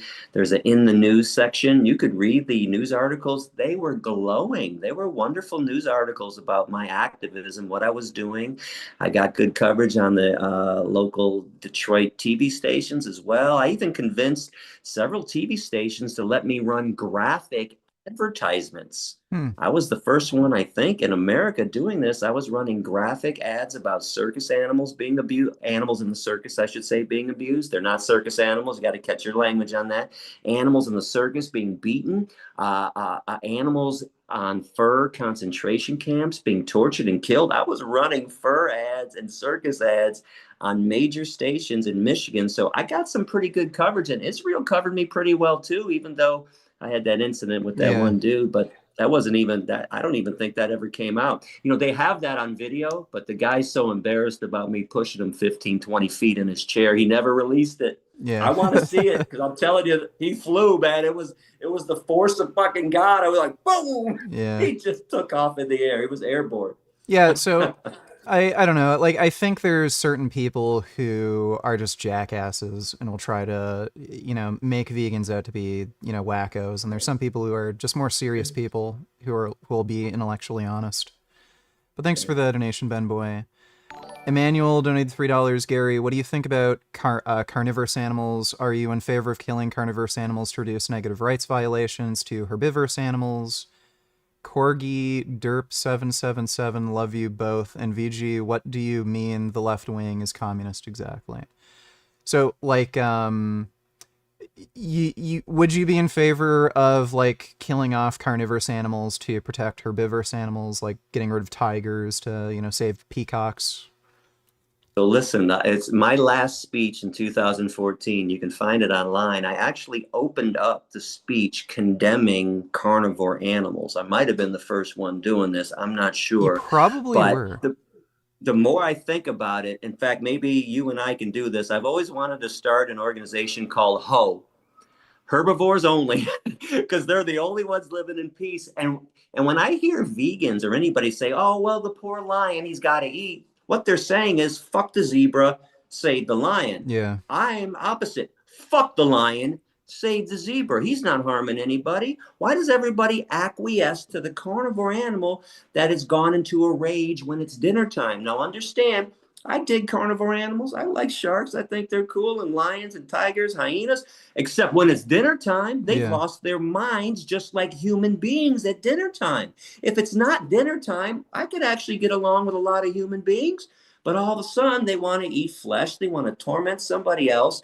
Think about it this way. If there's a lake, a river, somewhere in the jungles of Africa and Asia, there's a zebra, there's an antelope, there's a rhino, a hippo, a giraffe. Everyone's living in peace, drinking water. All of a sudden, a lion approaches or a two-legged human approaches. Everybody freaks out. They know who the evil one is. They don't run away if another giraffe comes. No one's going to get harmed when the giraffe comes. So even the herbivores are telling you, we don't want to die. Yeah. That's why they run away when they're being attacked. They don't want to be somebody else's dinner. So I am on the side of herbivores 100% of the time. And if I were ever there seeing an herbivore being attacked and I had a weapon, I'd shoot the fucking lion in his head. Yeah. Absolutely. I'm always going to protect the victim like I would shoot a human in the head if he was raping a woman. I would always protect the victim in any situation. So, yeah, but I want to be clear about this. I want to convert the humans first before I fly to the jungles of Yeah. Tanzania and try to convince lions not to eat zebras. What I think, Richard, is the herbivores are going to have to rise up on their own and fight back. And you probably saw the video that I think is amazing. I used to show it during good Q&As, which was a lot. The one in Kruger National Park when the lions attacked the buffalo and then the buffalo ran away and got 500 or 1,000 more buffalo to come Yeah. back and fight the lions off. There it is. They're telling you right now, we don't like this. Leave us alone. Leave our babies alone. You fucking murderers, get out of here. So I don't understand how anybody takes the side of a lion. I don't get it. There's a weird debate like going on with people in the vegan movement. You're on Carnism Debunks channel, George Martin. Yeah, he really doesn't like the idea, and I think he was actually a bit shocked at your response to that question. I think he suspected you'd side with him. But yeah, you're probably the first person to really come out with that idea, because the only other person that I really saw brought it up was Dr. Avi. He's another vegan activist, and he only did that fairly recently within the last few years. But it makes sense. Like, I don't know why you'd side with, the perpetrator and not the victim. I'll give you somebody else. I'm going to go way back in time. So when I started in the 90s, there was a group called the Fun for Animals. It didn't make sense to me back then, but Cleveland Amory, who founded it, he had this position that he wanted to separate the carnivores from the herbivores. Now, back then I was new. I wasn't thinking clearly. I thought I had to side with the poor lion who had to Yeah. eat. But over the years, I thought about it. I'm like, man, he was spot on. You got to get these carnivores away from these herbivores. And spare me the whole line about they're controlling the population. Yeah. Herbivores will control their own population. They won't, when a species feels like it's being annihilated, they start having twins or even triplets. When they're overpopulated, they stop having twins and triplets. They stop even having babies for a while. They can control themselves. Lions, when it's dinner time, are not needed. And as far as I'm concerned, since everything comes from the earth, and that's what we talk about, then the lions can go eat what everyone else is eating and get all their needs met. There's no need to be attacking these other creatures. And think about this too. As vegans, we always say that animals are sentient beings, one of our favorite lines, and it's true. They have brains, they have thoughts, they have feelings, they have emotions, they know right from wrong. So why aren't you holding lions accountable for what they're doing that's wrong? If you're going to say they're sentient beings, then God damn it, they fucking know what they're doing is wrong. And I've seen it before because I used to show videos too. After a lion sometime would kill a mother animal and then realize there was a baby there, they would protect it all of a sudden. Oh my God, this poor baby, I killed his mother. And all of a sudden he's thinking, shit, what have I done? They got brains. They know right from wrong.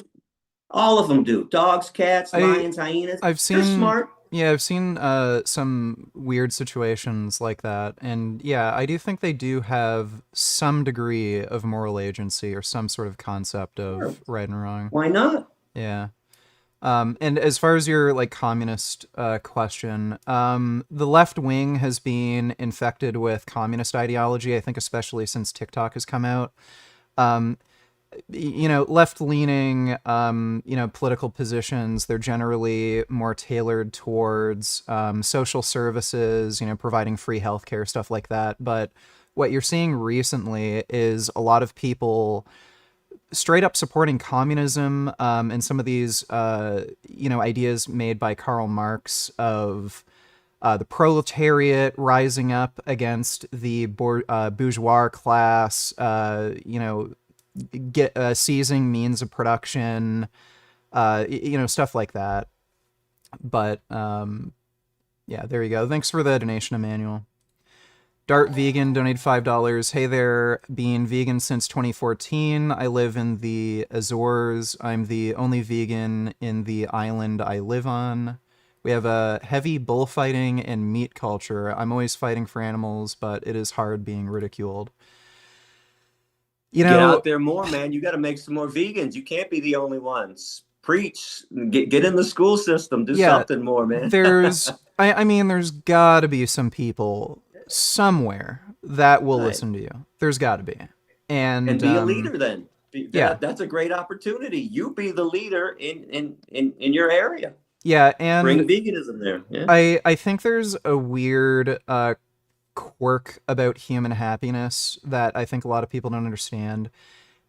Like living a very easy life, avoiding conflict and hardship, it's not necessarily the best pathway to living a life that you actually enjoy and is worth living. Just because something's very, very difficult and hard to deal with, it doesn't mean it's going to lower your happiness.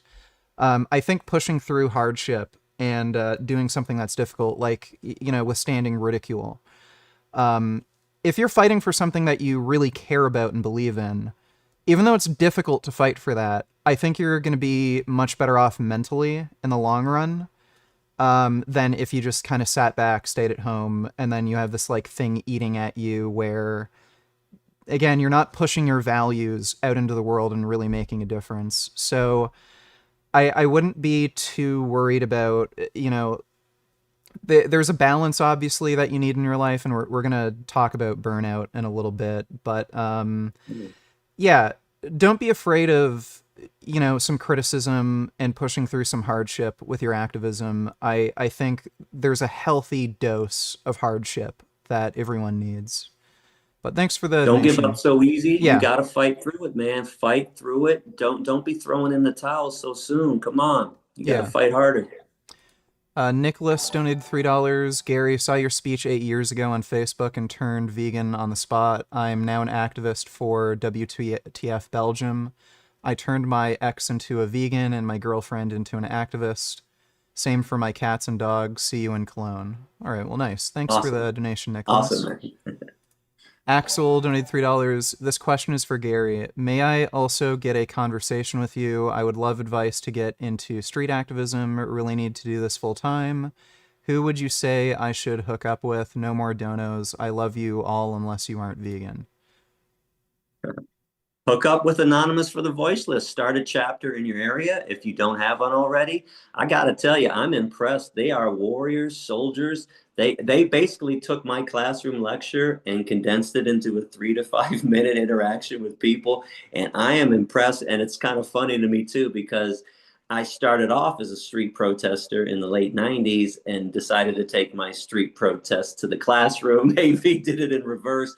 But man, they got a formula that works. I've seen it for the last week. It is amazing. They walk right up to people, engage them, and next thing you know, they're shaking hands and getting people to say, "You're right. I'm gonna live vegan from now on." So Yeah. yes, start an AV chapter, man. Yeah, at least as far as street activism is concerned, I think they're the best. And the leaders, like, Paul and Asal, again, they're not like political. They're apolitical. They just care about the animals, and Right. they've had a very hard stance on this. They don't involve any like cross activism with Black Lives Matter or any bullshit like that. It's just about the animals, which is great. It's hardcore stuff, man. In Yeah. fact, they just told me two people from Brussels resigned from the AV committee because of me. Like Uh, again, they want to bring human rights into it. yeah. Paul wasn't even mad. He said, "Screw him, man. Oh, I didn't want the human rights involved, anyways." Oh, and by the way, let me throw this out there. I think this is way better activism because it's education based. I'm not a fan anymore of just sign Yeah. carrying protest. I think it's lost its luster a long time ago. It doesn't really do much. Keep in mind, I ran the gamut of activism over the last 29 years. I've experienced everything. There are some things I just don't think are effective anymore. Even if I did them back in the day, like civil disobedience. Yeah, I did it back in the day, but I did it to get on the media. I don't think it's that great anymore. I don't think society cares if you want to go to jail for the animals or go to jail for whatever human cause. Nobody gives a shit anymore. Used to be a good tactic, not a good tactic anymore, but education, always a great tactic, man. Teach. Remember, we didn't know at one time. Yeah. Somebody told People us, just you need got to to learn. go out and If teach people somebody know, else. then they can make an informed decision. Right. Zohar donated $15. Thanks again for the moral clarity. Free the hostages. Well, thanks for the donation, Zohar.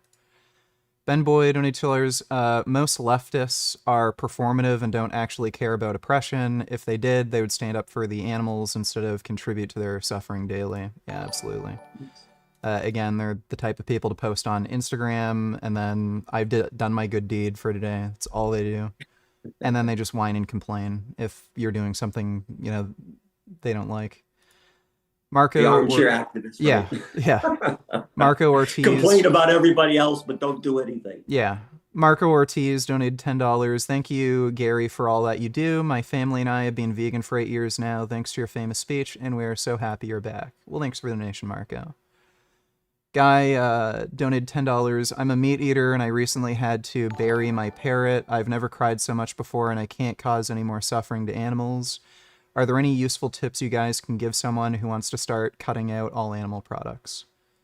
Do you want to start? It starts, I'm sorry, start today, man. Don't wait on it. You know it's wrong. Just, you got to eliminate it, make the change. If you were in the animal's position, you would want somebody to act right away. So just do it, man. And listen, again, new habits are hard to form. And I don't care if you start eating peanut butter and jelly sandwiches 3 times a day, because guess what? Back in the 90s when I started, for 3 months, I ate PB&J for breakfast, lunch, and dinner. And I would have done it forever because I knew I didn't want to eat my animal friends anymore.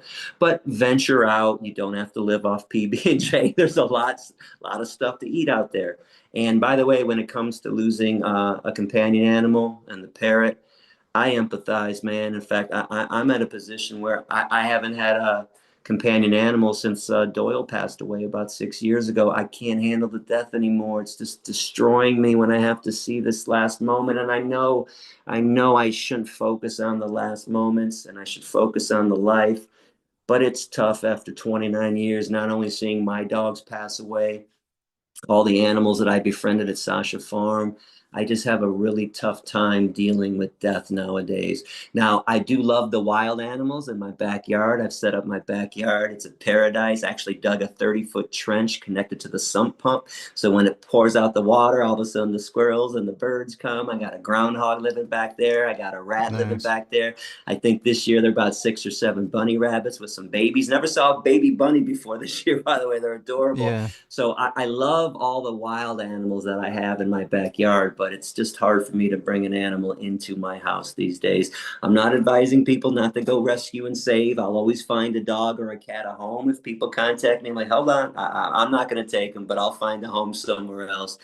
But I'm just saying, I understand the pain of losing your best friend. Put it this way: I've had humans that I've known have died. I almost never think about them, but my dogs, I think about them every day. Each, Yeah. even Shadow, my first dog when I was a kid, before I even understood animal rights, I always think about my companion animals every day. Yeah, and I'd say challenge22.com, they can be a resource for switching to a plant-based diet. PETA has their vegan starter kit, so that's another thing you can look into. But it's really not that difficult switching to a vegan diet. I think people think it's complicated. Like, chances are the majority of your calories that you're eating are plants anyway. Like fruits, vegetables, potatoes, rice, like everybody eats those foods to begin with, and that's where you're getting most of your calories from. All you really have to do is like switch your chicken to like, tofu, or maybe you can eat some mock meats. There's tons of them now. Like back when I started veganism, there wasn't any Beyond Meat. I think the only stuff that I saw in the grocery store was Eve's vegetarian stuff. So it's really easy now to find mock meat alternatives, and same with cheese, milk. You can just drink soy milk. You can find like tons of different cheese. There's like soy cheese, cashew cheese. So it's really not that complicated. And at the end of the day, just, live alongside your values. What would your parrot think if you were, killing and eating other birds? Chickens that are getting killed, they're not much different than your parrot. So just keep that in mind and live by your values, and don't support the suffering and death of animals. And just make up your mind. Honestly, it's that simple. If you don't make up your mind to do this, you will fail. You'll find an excuse. But if you say, I am not taking part in this anymore, that is it. There is no more dead animals in my refrigerator or in my body, it'll be done. Yeah. Anon donated $3. I'm curious on the carnivore slash predator argument. What are your thoughts about the spiders slash bug predators that control the bug population? If you have a roach or an ant infestation, is it ethical to kill them, or killing bugs to eat fruits? Well, if you have an infestation in your house, like that's just your personal property. So if there was like a human infestation in your house, like people just ran in and started shitting on all your food, like, yeah, it'd be okay to kill them if that's the only way to get rid of them. So again, the idea behind veganism is giving animals the same rights as humans would have. If humans were doing that, then it'd be okay to kill humans if like hundreds of them just swarmed your house.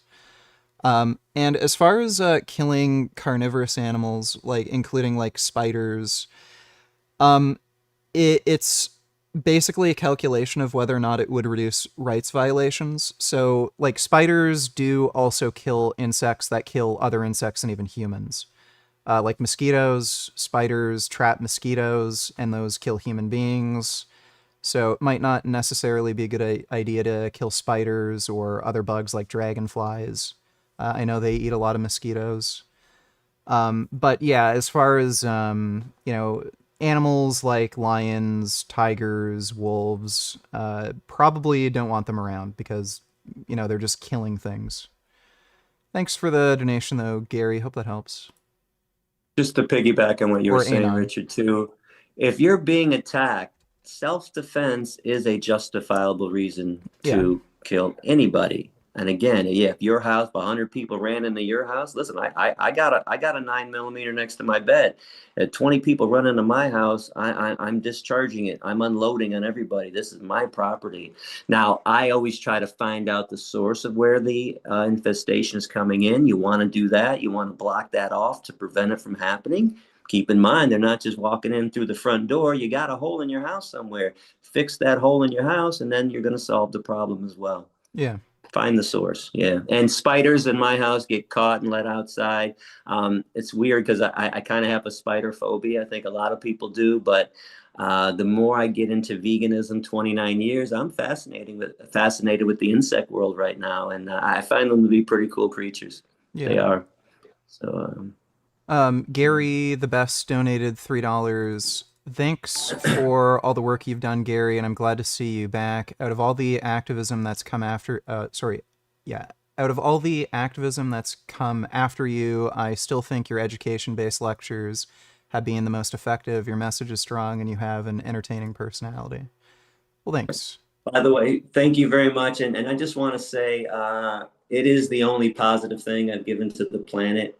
I'm not an arrogant dude. I don't know much about other topics, but this touched me so deeply in my heart.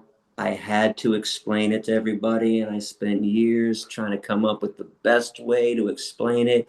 And I do think that Georgia Tech speech that everybody loves, that's definitely my best speech that I ever put together.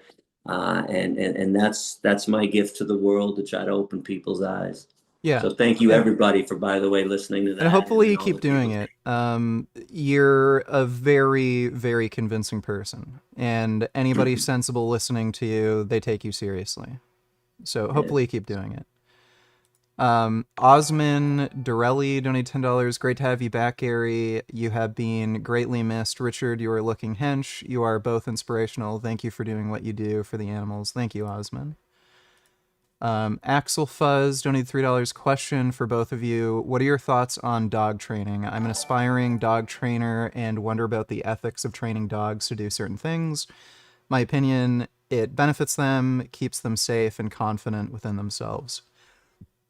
I would say it kind of depends. There's definitely dogs with behavioral issues, and I think dogs do need some mental stimulation.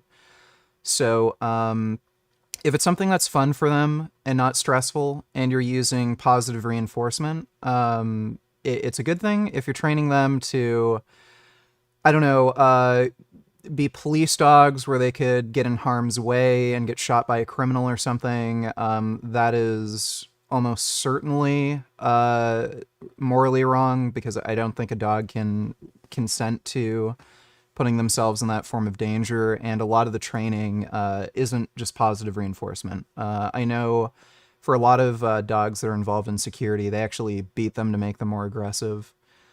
So again, if it's just maybe doing some basic tricks, like sit, stay, stuff like that, or maybe some agility training, Catch a that stuff is frisbee or fine. something. Yeah, yeah, like that Yeah. sort of stuff is fine.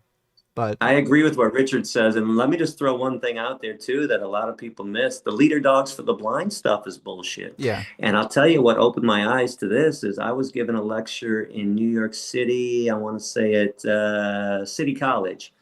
And I was waiting for the class to get out, and the teacher had a small dog that she was training to be for leader dogs for the blind. Well, I'm sitting on the ground. Of course, I want to pet a dog and see a dog. And I was like, come on over here, baby. And he comes over and he's shaking, and I pet him, and she goes, you leave him alone. You sit down over there. He's being trained. And it hit me. You are denying him his natural yeah, behavior.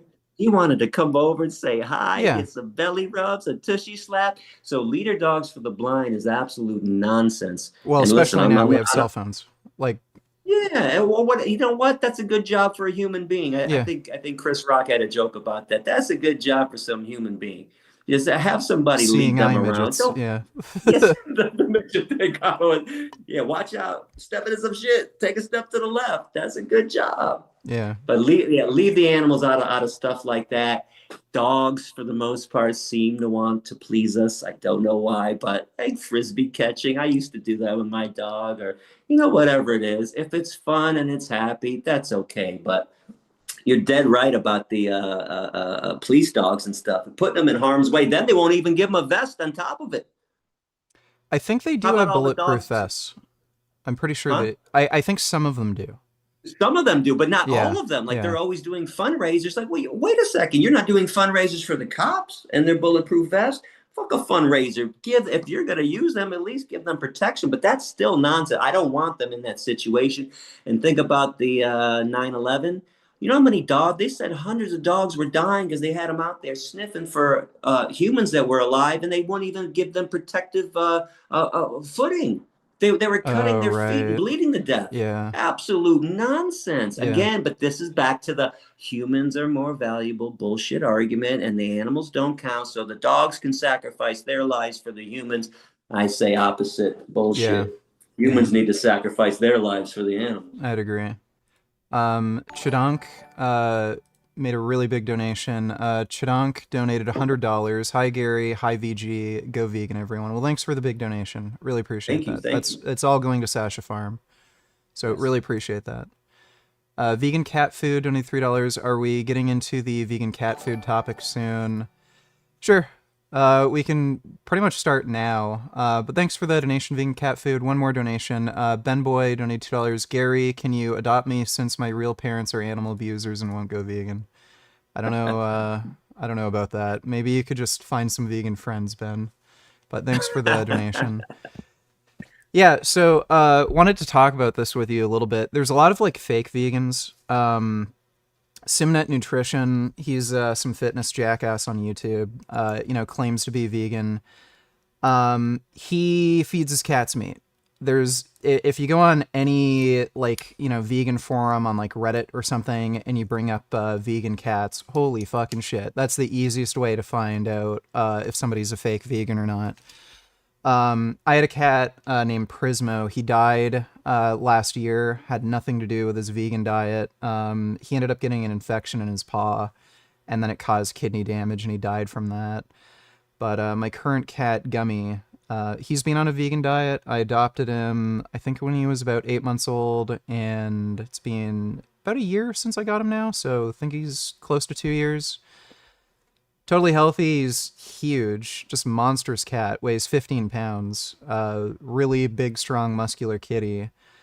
And again, the vegan cat food, it's formulated, perfectly for them, has everything they need. There's even research on vegan cats now. They're not randomized trials, but standard of evidence doesn't need to be particularly high. Assuming they're getting the nutrition they need, all you really need are things like, owner-reported surveys or surveys from veterinary clinics. And for the most part, vegan cats seem to be healthier. They have less health issues overall. So, and they live about as long. So, there's still jackasses who claim to be vegan, who are in the vegan movement, who feed their cats meat, and they're just shitheads. Um, Especially that guy, Simnet Nutrition. He adopted cats before he went vegan, and he was still feeding them meat after he went vegan. His cats all ended up dying, and I think at one point he said he wasn't going to get any more cats because, the feeding the meat thing goes against the vegan ethical principles. Then he adopted more cats and then started feeding them meat again. And every time people bring it up, hey, you don't need to feed your cats meat, like if he does a live stream, he just says, oh, yeah, that's cool, I'll look into it. And then he never does. And I don't know exactly what his mindset is. I don't know if he's worried his cats won't be healthy if he feeds them a vegan diet. I know some people, they want to feed their cats vegan, but they're afraid of doing it because they think they're going to get public pushback and then get made fun of or be accused of an animal abuser. But fuck me. To this day, I've been arguing about this for like few years now. People still, so many vegans or fake vegans are still feeding their goddamn cats meat. It's retarded. The outrageous thing would be, imagine if we actually convinced humans to stop eating cows, pigs, chickens, and turkeys. Do all these people who feed their dogs and cats meat realize we'd still have to enslave, steal the babies of, rape, and murder cows, pigs, chickens, and turkeys and fish to feed the dogs and the cats? It is not okay. You gotta make, after you change your life, okay, you need to change the lives of your dogs and your cats as well. Now, Richard, you got proof that the vegan cat thing works. I've never had a cat companion, but I've had dogs. My last two dogs, both vegans, lived till they were 15 years old. I'll give you my own personal study. Previous to that, before I was vegan, my three dogs died when they were 9, 10, and 11 years old. My two vegan dogs lived till they were 15. Healthier for them, better for them. That the meat that they're feeding these animals to It's probably is lower the worst shit quality. that's out Yeah. there. Yeah, it's what's left on the slaughterhouse floor. It's all the abscesses they cut off the animals. It's not even a proper meat diet, if you can even say that. But yeah, definitely check out that vegan dog and vegan cat avenue for sure. Yeah. And I mean, if you claim to be vegan, How could the you even have dead weird, animals yeah, in your house? I couldn't even bring it into my house. It's the absolutely they disgusting to use me. the same arguments meat eaters make for eating meat, like it's natural, we evolved to eat it, those same, and then they use that same argument for their cats, and it's like, how do you not realize you're saying something stupid when you have to, debate these same arguments? But Yeah, yeah, it's just retarded. yeah, I Um, agree. Anon donated $3. What's your position on animal testing slash rat trials if it helps with medical and scientific progress that helps people in the future? It doesn't, It first of all. doesn't. It's Yeah. absolute nonsense. Yeah. There's actually been a few studies on this. I know at least for drug trials, it's literally a coin flip whether or not the research is even useful. So rather than doing the testing, you can just flip a coin. Oh, heads, I guess we'll move on to human trials. Animals are not human beings, like rats aren't human beings. So if you're doing some sort of drug testing on rats, there's no guarantee that those drugs are going to function the same way in human beings. So no You point. can even ask any vivisectionist if you can do a rat study to help horses with a condition. And they'd laugh and say, why would we use rats to Yeah. help horses? And I would come back and say, I don't know. Why would we use rats to help human beings?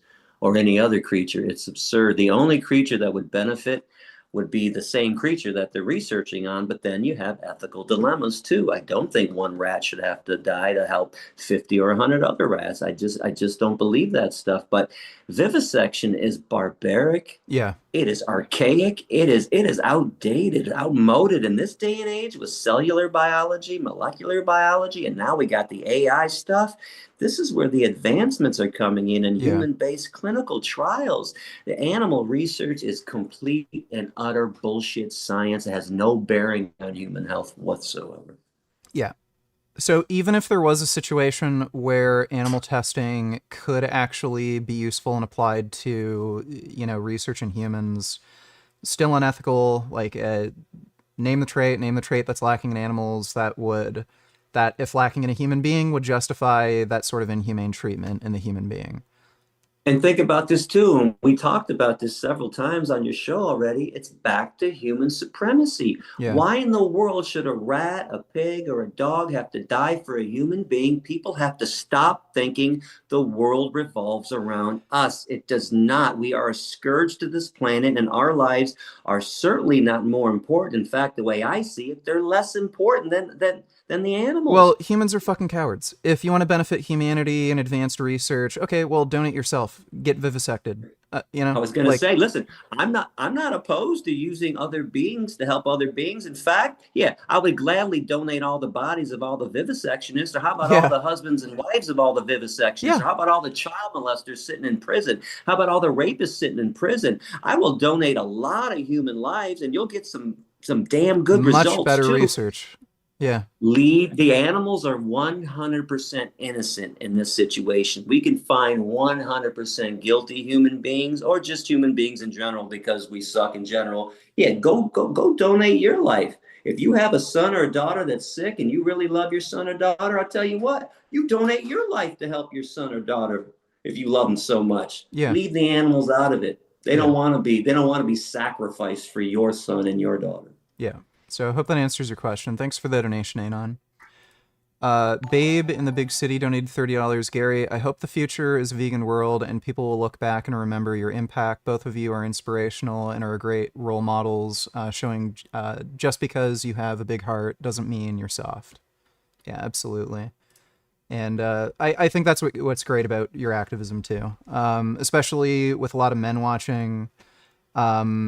Again, I think for a male audience, just seeing a guy who's compassionate but not like just some weenie who's soft-spoken and won't like stand up, it's great seeing a guy with like just strong conviction who will shove a guy 15 feet across the room for being a dickhead. But Richard, listen, you're the same too, man. I love the toughness, and as far as I'm concerned, a real guy stands up for injustice. Yeah. A pussy fucking takes advantage of somebody else that's weaker than them, which is what most humans do to the animal kingdom. Because Richard and I have the same power nearly everyone else has, but we choose to lead with a loving touch, not an iron fist, which is what everybody wants to do to the animal kingdom. I want to protect them. Richard wants to protect them. We don't want to violate them. A real man does not violate beings that are physically weaker than they are. Yeah, absolutely. Thanks for the donation, babe. Stitching No Fap donated $34. The two goats of veganism. Well, thank you, Stitching No Fap. Street Vegan donated $69. Really appreciate that, Street Vegan. Thanks a lot. So, let's talk about like burnout with vegan activism. I've definitely experienced that in certain periods where I didn't really... I just had to learn how to manage my time. A big issue for me was that I knew I could win every argument, but I would keep having every argument with every single person, thinking I can win. But the problem is, you can win the argument, but you're wasting your time. You're not like, the goal is to turn people vegan, and I had to learn that. If the goal is to turn people vegan, but you're trying to win every argument, you might win every argument, but again, you're not turning everyone vegan. And I would just go nuts fighting people in the comment section. So I just had to like just learn some skills where, okay, and notice some patterns. Like if some people made certain arguments in response to something I said, they're a waste of time. They might bring up something about like, oh, vegans are protein deficient, and then I'd literally send them a big study on protein on vegan diets, and look, you can see nitrogen balance here, absorption here, goes into everything in detail, and then if they'd respond, oh, I'm not reading that, or who cares about a study? Look at the biggest bodybuilders on the planet. Okay, they're stupid. Move on. Like, if their argument was you can't get enough protein, and then you show them you can get enough protein, but then they refuse to look at what you're saying or take it seriously, then they're just not a serious person, and you've got to be able to pick out who the serious people are and pick your battles, and just realize, unfortunately, not everyone's going to go vegan, the first conversation you have with them, or even you can have 100 conversations with them. They're just not going to go vegan. This is the main problem too with online activism. If somebody is not willing to read on the other end of that screen, you are wasting your time and building up your blood pressure and stressing yourself out, which is why I was fortunate enough to have these classroom lectures, because it was face to face and I could really talk to them. But there were still times I probably should not have engaged with these people who weren't listening, but I felt like I had to win that argument, as you just said, Richard. But watch out for your stress levels, because my stress levels were through the roof. My body was becoming inflamed. My hands would hurt. My legs would hurt. It's like, oh my God, what am I doing? And then it led to insomnia. Do you know that I've pretty much only slept 2 hours a night for the last 25 years? Sometimes I get 4 hours and I'm thrilled. Last night I actually got 5. I'm like, oh my God, this is a great night. But I've looked up studies where 3/4 of your genes can stop functioning properly if you don't get proper sleep. So for me, my brain is a curse and a blessing. It's a blessing because you heard all the speeches, all the ideas I came up with, all the comebacks I had. But the curse was I came up with those ideas at night. As soon as I put my head down to try to sleep, my brain would put me in a mock debate with Stephen Yeah. Colbert, with Sean Hannity, with Bill O'Reilly. Okay, Gary, when they say this, what are you going to say? And I'd say, God, just let me go to sleep. I'll figure it out tomorrow. I was like, no, Gary, what are you going to say? And then I go, oh, wait, I got something really good. Okay, all right, can I sleep now? But then my brain would say no, because then they're going to say this, and what are you going to say next? And it was all night long, this battle I had. So this led to what I call brain melt in me. My brain is melted from dealing with society's stupidity. I mean, at the end of 2014, after my last lecture, I didn't even understand what I was arguing about. I'm asking people not to steal somebody else's baby, not to rape somebody else, not to kill somebody else, and there's pushback. So it became so stressful to me. I had to back away. My body was not healthy in 2014. You can see me now. You can see how good I look. I'm back. I got my calmness down. I really don't want to quarrel with people that much. I want to be a mediator. I want to state my case for the animals. I want to tell some stories on all these podcasts about the things I went through. But you have to reduce your stress levels. We know stress can be a killer. Even during my speeches, when I would say the main cause of all of our diseases, meat, cheese, milk, and eggs, but I'm aware stress can bother people and cause diseases, smoking cigarettes, not sleeping well, chemicals in the environment. There are other things to be concerned about. So somehow, I'm not the best person to ask, but somehow you're going to have to figure out how to reduce your stress. Richard brought up some good ideas already. Don't fight with people that aren't listening. Go out and I think find the that's the people. biggest one. Yeah, Yeah, by because far. there are a ton. Look at the people I've converted. Lots of people want to know. Tell me more. Oh my God, I didn't know.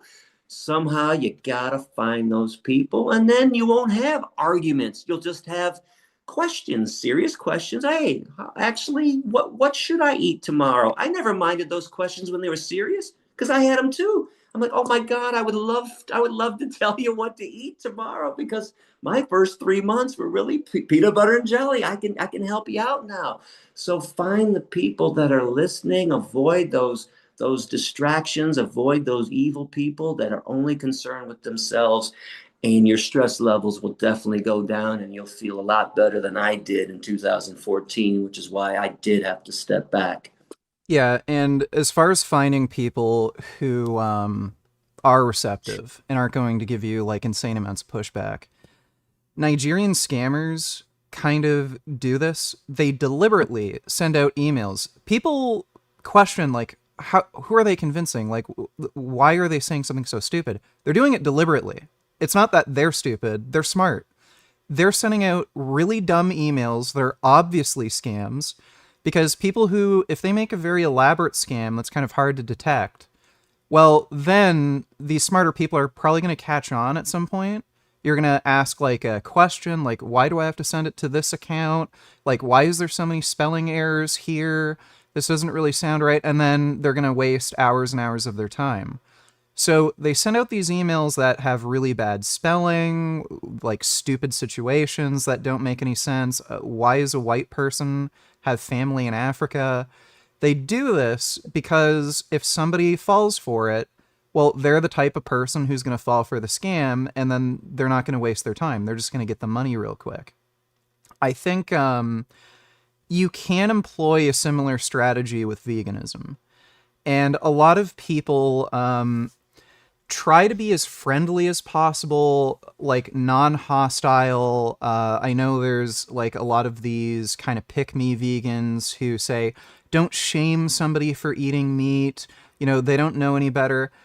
I think that saves you a lot of time wasting because if somebody's a serious person who's actually ethically minded, if you go hard on them and say, you're a piece of shit for eating meat, you're an animal abuser, and you're doing the Nigerian scam thing, where if somebody's only acting nice to you and only asking like sensible questions just because you were nice to them, they might have no interest in veganism at all, and they just want to hear you talk or have a conversation or have somebody blow smoke up their ass or validate some of their own insecurities. So if you go hard on some people, sort of like you do and like I do, I think you're doing the Nigerian scammer thing where you're weeding out people, at least a lot of people, who are just going to waste your time, who aren't really interested in veganism, and maybe just want a nice conversation or wants to hear somebody validate, what they say. So that is one Excellent strategy. analogy, my man. Yeah. Excellent analogy. That is so good. Put the feelers out there. Here, this is what I do at the gym. I let everybody know casually at some point that I'm vegan, and then I read them. Hey, do they seem interested? Do they seem like that they don't know and they'd like to know more information? Or do they seem like they're impossible? Avoid the impossible ones and find those people that seem like, oh, really, Gary? Like they will ask me a question. How long have you been vegan? Oh, 29 years. Wow. I've thought about that. Hey, here we go. Well, let me give you a speech. Let me give you this information. Can I take you out to dinner? Can I take you out to lunch? Please do that. Sometimes people have that preconceived notion that, oh, vegan food is gross and disgusting. Take them out. There was a guy at the gym, man. He looked like Goldberg, the wrestler, my boy Dave. And Dave fought me and fought me, but he was listening. And one day I said, just let me take you out to this place. And it was CMO, chili mustard onions. They had this mock Big Mac. I wasn't eating badly back then. But I took him there so he could have it. So I ordered him the Big Mac, and he's sitting there looking at it. It's a fake Big Mac. And I said, Dave, I want you to be vegan. He said, yeah. I said, do you think I'm going to feed you something that's disgusting? Take a bite. He takes a bite and he goes, oh my God, this is amazing. How come you don't sell this to McDonald's? Can I bring my wife tomorrow? He brought his wife the next day to have the Big Mac. So take somebody out for some vegan food. Find those people that are thirsting for knowledge and deliver. Avoid the hassles and you keep your stress levels down. Yeah. And sometimes it is impossible to avoid like complete jackasses. Like it's It's just going to going to happen. happen. It's Sort of going to like when happen. you're It's on the part of road. it. You're going to find somebody who will cut you off in traffic, and then you try everything you can to like avoid them. Okay, I'll just like slow down a bit. And then they think you're in the wrong, and then they'll like try to chase you and cut in front of you again and brake check you. And then you pull over to the side of the road. Okay, I don't want to deal with this. Then they'll pull over too for no fucking reason, even though you're trying to avoid them. There are people who are just going to get in your way. And I think it's important to realize you do have power over your own mind, and I think people should look into Stoic philosophy. A really good thing to tell yourself is that anger comes from within. There's nothing external, and that comes with any emotion. All of it comes from within. There's nothing external that forces you to behave a certain way. Your reaction to things is entirely due to your perspective and your choice of how to react. I'm sure everyone at some point has done some sort of mental exercise. Like, they know if they go into work or they know if they have to do something, it's going to frustrate them, but you tell yourself beforehand, okay, I'm not going to get angry. I'm not going to yell. I'm not going to freak out. And that helps. Having that sort of mindset, okay, I'm not going to feel this way or act this way, it does help to bring down the temperature. And you can always practice that and remind yourself every day, I don't have to feel miserable about this. I don't have to stress out about it. I don't have to feel angry. And practicing that sort of, mental task of just make sure I control myself, realizing everything comes from within, you can always bring down the temperature and avoid some of that really nasty stress that eats away at you.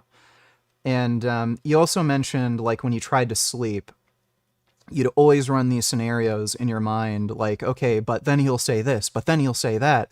Okay, like, let me sleep, but no, then he'll say this. There are some meditation strategies that you might want to look into that can calm down your thoughts. And one big thing is, like, your brain does wire, like, it wires itself to think a certain way and, like, continue along a certain amount, like, these thoughts.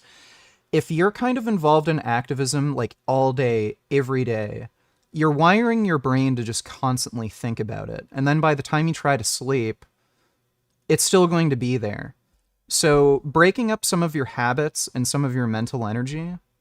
So, like, try to spend, like, some amount of time with vegan activism, but then make sure you have some, like, other projects or other thoughts to work on. So, like, maybe just focus on lifting for a certain period of time in the day. Focus on something that's, like, just purely enjoyable, like, a good book or, like, a good movie or series or video games. Breaking down, like, different tasks throughout the day so that your brain doesn't just constantly create these neurological pathways of veganism, argument. By the time you go to bed, you'll just have more things to kind of divert your attention. Where, okay, like, I'm going to have a debate with this guy. What's he going to say? Well, he'll say this, he'll say that. But you can maybe kind of break it up and then start thinking about, that movie I watched was really interesting. Like, I wonder what this character was really thinking. Or, man, that thing I did was, like, really enjoyable. That game I played was great. Like, there's just more to kind of divert your attention towards that doesn't go into this, like, infinite loop. So there's a lot of mental strategies that I think a lot of people kind of neglect. I think meditation, a lot of people kind of think it's woo-woo bullshit, and I think a lot of people don't really understand it. But just practicing observing your thoughts. I'd really look into Sam Harris. He's a massive hypocrite when it comes to veganism, but he knows a lot about meditation. But just learning to observe your thoughts and kind of break these weird cycles that you go under of, oh, he'll make this argument, this is my response. Then he'll make this argument, this is my response. If you can just observe some of these thoughts and realize it's separate from you, because there's a lot of stupid things that can go through your head, and some of them can get into a pattern. If you can learn to push those thoughts kind of away from yourself and not internalize them so much and just observe them, it can really help calm your mind down, like realizing that you're not just your thoughts and you do have some control over it. Vegan Gains, you are a wise man. I'm listening, man. That was beautiful. I have nothing to add. I have been doing some more deep breathing throughout the day. In fact, before this interview, I actually sat there for 2 hours and laid down and just inhaled through my nose and exhaled through my mouth, and it's so calming. And I felt really good. I might even dozed off for about 15 minutes during that. So, man, what he said is spot on. That's some great advice, man. And Wow. everyone has their own tolerances for stress. Like, you know, there's some people who are just amazing gifted athletes. They can train like 8 hours a day, be fine. And then there's other people, if they go to the gym for an hour, they're just wrecked and like super sore. So same thing with like stressful situations. You kind of have to learn what your tolerances are and respect them. It's like, I know you can get in your head, oh, you're a pussy, other people can go harder and longer. You have your own tolerances, you know, and you kind of just have to learn to respect where your limits are and just, you know, appreciate the amount that you're able to give and don't be too hard on yourself and, you know, just do what you can manage. Yeah. Again, I have nothing to add, man. You covered it beautifully, man. What he said. All right, there's some more My man. donations. Ruda donated $10, gives a bunch of heart emojis. Really appreciate that, Ruda. Dodo donated $3. That same argument against animal testing can be made in argument of the atomic bombings of Hiroshima and Nagasaki. Those Japanese people didn't want to die to prevent World War II, so why should int the animals? I'm not sure I What? totally understand that, but It has no bearing. It is completely I don't ridiculous understand that one. assessment. But thanks for the donation, Dodo. Lester donated $30. Great interview. We'll appreciate that, Lester. Dodo donated $3. Also, the life of a human is much more important than the life of any animal, according to what Jesus said in the Bible. I think he's just trolling. But thanks for the donation anyway, Dodo. Lisa, Actually, let me bring you. yeah. I want to drop something. This is brand new for you. So I watched Christspiracy last year when it came out. The producers contacted me. I had influenced them. They said, "Hey, Gary, would you watch this? Let us know what you think."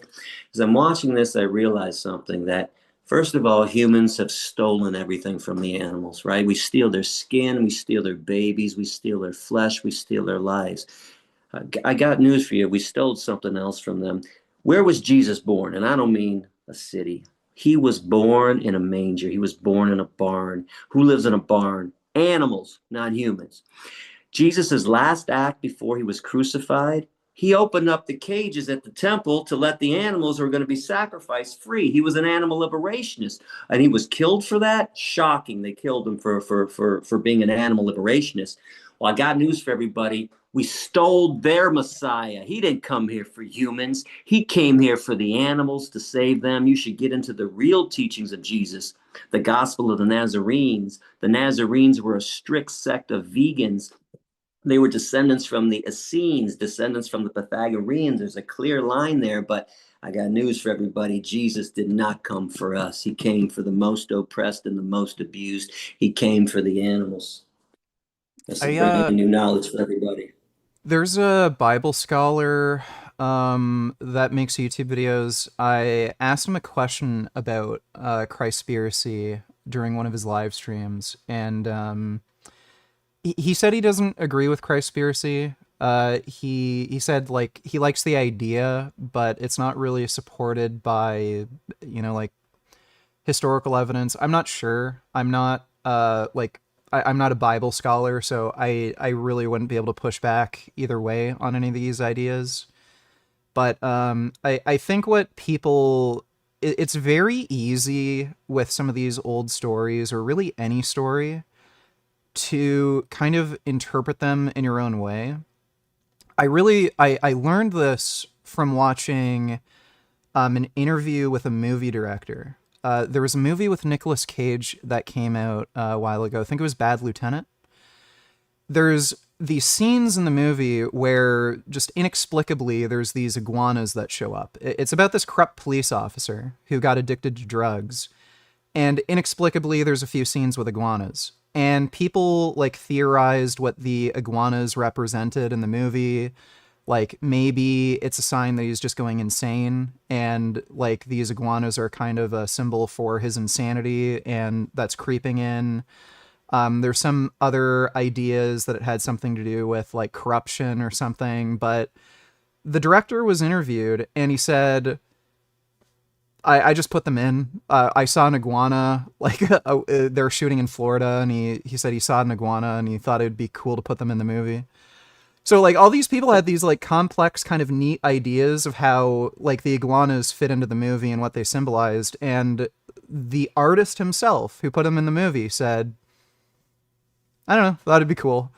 So I don't, yeah, like I don't know, like all these stories, like who the fuck knows what the original authors meant. And I mean, especially when you're talking about the Bible and the Gospels, most of the gospel authors never even met Jesus. They're written like 30 years after the fact. They're translated multiple times. There's a bunch of shit that ended up getting removed because like a few kings and rulers didn't like some of the ideas and stuff. Who the fuck knows? Like I just rather stay away from some of these religious arguments because I see veganism as just secular. It has nothing to do with any kind of religious belief. I don't disagree with what you're saying. In fact, I tell people all the time, how could you trust a book that's 2,000 or 5,000 years old? We can't even turn on the news today. Yeah. The same issue you turn on Fox News and CNN, it's the same issue, you get a completely different story. And that's today, let alone thousands of years ago. And it's changed hands, rewritten, reinterpreted. I agree with what you're saying too. People just need to look within. It's compassion. It's always going to be kindness. You can never go wrong by choosing kindness and compassion and justice, which Yeah. is what veganism and animal rights is all about. Doesn't matter what you believe in. In fact, I don't care what you believe in as long as you're a good person. You can believe, you can worship the rock down the street. I don't care. You can worship a tree. You can worship whatever you want as long as you're not harming and killing somebody else. Yeah, like these are just stories at the end of the day. Like it doesn't really matter. You can have different interpretations with, you know, a given story. And especially once like all the authors are dead, you can't ask the original artist what they meant by it. And you know, multiple people can read the same book and get, you know, different things out of it. Some of the, you know, some things are more explicit and obvious, and it's harder to kind of misinterpret. But with a lot of art, you know, it's open to interpretation, like especially abstract art. It's whatever you make of it, you know, a lot of the time. So, you know, it's fine to kind of think of these stories in certain ways, but you know, if somebody, it is plausible that somebody could, you know, listen to the Gospels of Jesus Christ, not get any kind of idea of vegan activism from it. It's possible you could meet somebody who gets the opposite, thinks it's okay to kill animals. I just don't want people to use like these stories as a justification. You can think whatever you want about art or literature, but it has nothing to do with an argument for, you know, killing animals. Even if it agrees with, you know, veganism, stories don't mean it's right or wrong, you know? So yeah, at the end of the day, I just rather people stay away from using, you know, religious justification, either for or against veganism. I just see it as a secular thing. And I think secularism has a lot more survivability. If you're making a secular argument for veganism, then like that's just the argument. If you're making some sort of religious argument, well, it's open to interpretation, right? So a future society or culture can read the same story, get something completely different from it. If you just make an argument, you know, that's logically sound, well, that's the argument. You can't change it. But, you know, religion and all that bullshit can always be changed. Stay away from the oldest excuse in the Yeah. book. And instead of making an excuse to harm, torture, and kill, make an excuse to be kind. Yeah. You can never go wrong with that. Yeah, exactly. Lisa donated $3. Who do you prefer, Peter Singer or Gary L. Francione? Both of you. Great that Gary is back. You are the most charismatic in the vegan movement. Is Peter Singer the whack job who, like, yeah, wasn't he banned from a number of universities because he's like this weird consequentialist who said it's okay to like kill your kids as long as you replace them later? Something like that, or mentally Yeah, retarded I'm people. not. The truth is, I don't prefer either. I prefer Tom Regan, who I'm passed not. away. Tom Regan was a Okay. guy that I listened to when I started in the 90s. He was a professor at NC State. I believe his book was The Case for Animal Rights. Regan to me was sharper and better than the others. And Francione's a hater of on me, by the way. He didn't like law breaking, didn't like some of the things I said. I don't understand. I thought he was a radical dude, but I guess he's not. Yeah, and Singer's got some far out ideas. But the Singers. truth is, yeah, the truth is you don't need either of them. You just follow Yeah. your heart, get the information, man. Follow the street activists. I was never too big, by the way, on author activist. I find it odd that so many people, oh, this author wrote this book. That's not activism. I like the people that were on the streets that were doing all the dirty work. People that were in the jailhouse, Yeah. on the corner. Those are the people, the classroom. Those are the people that I like the most. Well, Peter Singer to me is just absolutely cancerous. He, at least by any sensible definition of veganism, he's not even vegan. The only reason he says he's against eating meat or animal products is because the net consequence of it is negative, and he believes in theory you could raise animals where they have a net positive existence, and if you kill them quickly and painlessly, then you should keep raising animals because you'll have more good lives and it creates net positivity. Like, that guy's just a fucking jackass. It's outrageous. It's Yeah. outrageous, and I'm sure he went okay that for himself Yeah, no or his shit. family members or his friends. It's more hypocrisy, Yeah. and it's easy, by the way. It's easy to say things like that when you don't look at it from the victim's point of view. He's looking at Yeah. it from a victimizer's point of view, and I don't like anybody that does that. I look at everything just like you do. I look at it from how does the cow feel about this? How would the chicken feel about this? How would the rat in that experiment feel about it? He doesn't want to be your subject. He doesn't want to be tortured and killed and dissected and vivisected. Look at it from the victim's point of view. You can never go wrong. Yeah. But thanks for the donation, Lisa. Ben Boy donated $2. Gary, do you think every vegan should make animal activism their primary cause they advocate for, or is it okay for vegans to care about other issues more than animal rights? No, no other issues. It's animals. Again, forget about the human being, the scourge of the earth. Stop putting humans on a pedestal. Animals first, humans later. Like, I think you can have multiple interests. So, like, my entire life doesn't just revolve around vegan activism. Some of it kind of intersects, like I'm into lifting, and some of that also plays into the vegan activism stuff. But, I like anime, manga, video games, motorcycles, cars, racing. A lot of that stuff doesn't necessarily intersect with activism, but, like, some level it You can have might. other hobbies. Please have other Yeah. interests. And, Absolutely. Listen to music and smoke a joint once in a while. yeah. Relax. And like, I think this, like, the same case can be made for other forms of activism. Like, there are political issues that are not necessarily going to be related to veganism, but you don't want things like Trump's big beautiful bill getting passed. I think it's totally fine for people to be politically involved. So I wouldn't say you should never do any other form of activism. But in terms of, like, importance, yeah, vegan activism, arguably, at least according to most people's values, is probably the most important when you're talking about, like, standing up for the most oppressed group, what could end the most amount of suffering. But I wouldn't say, yeah, like, you should only ever do vegan activism. just make sure any other issue you're getting involved with It doesn't politically is in intersect. your Yeah. and not only that, but it's in your area.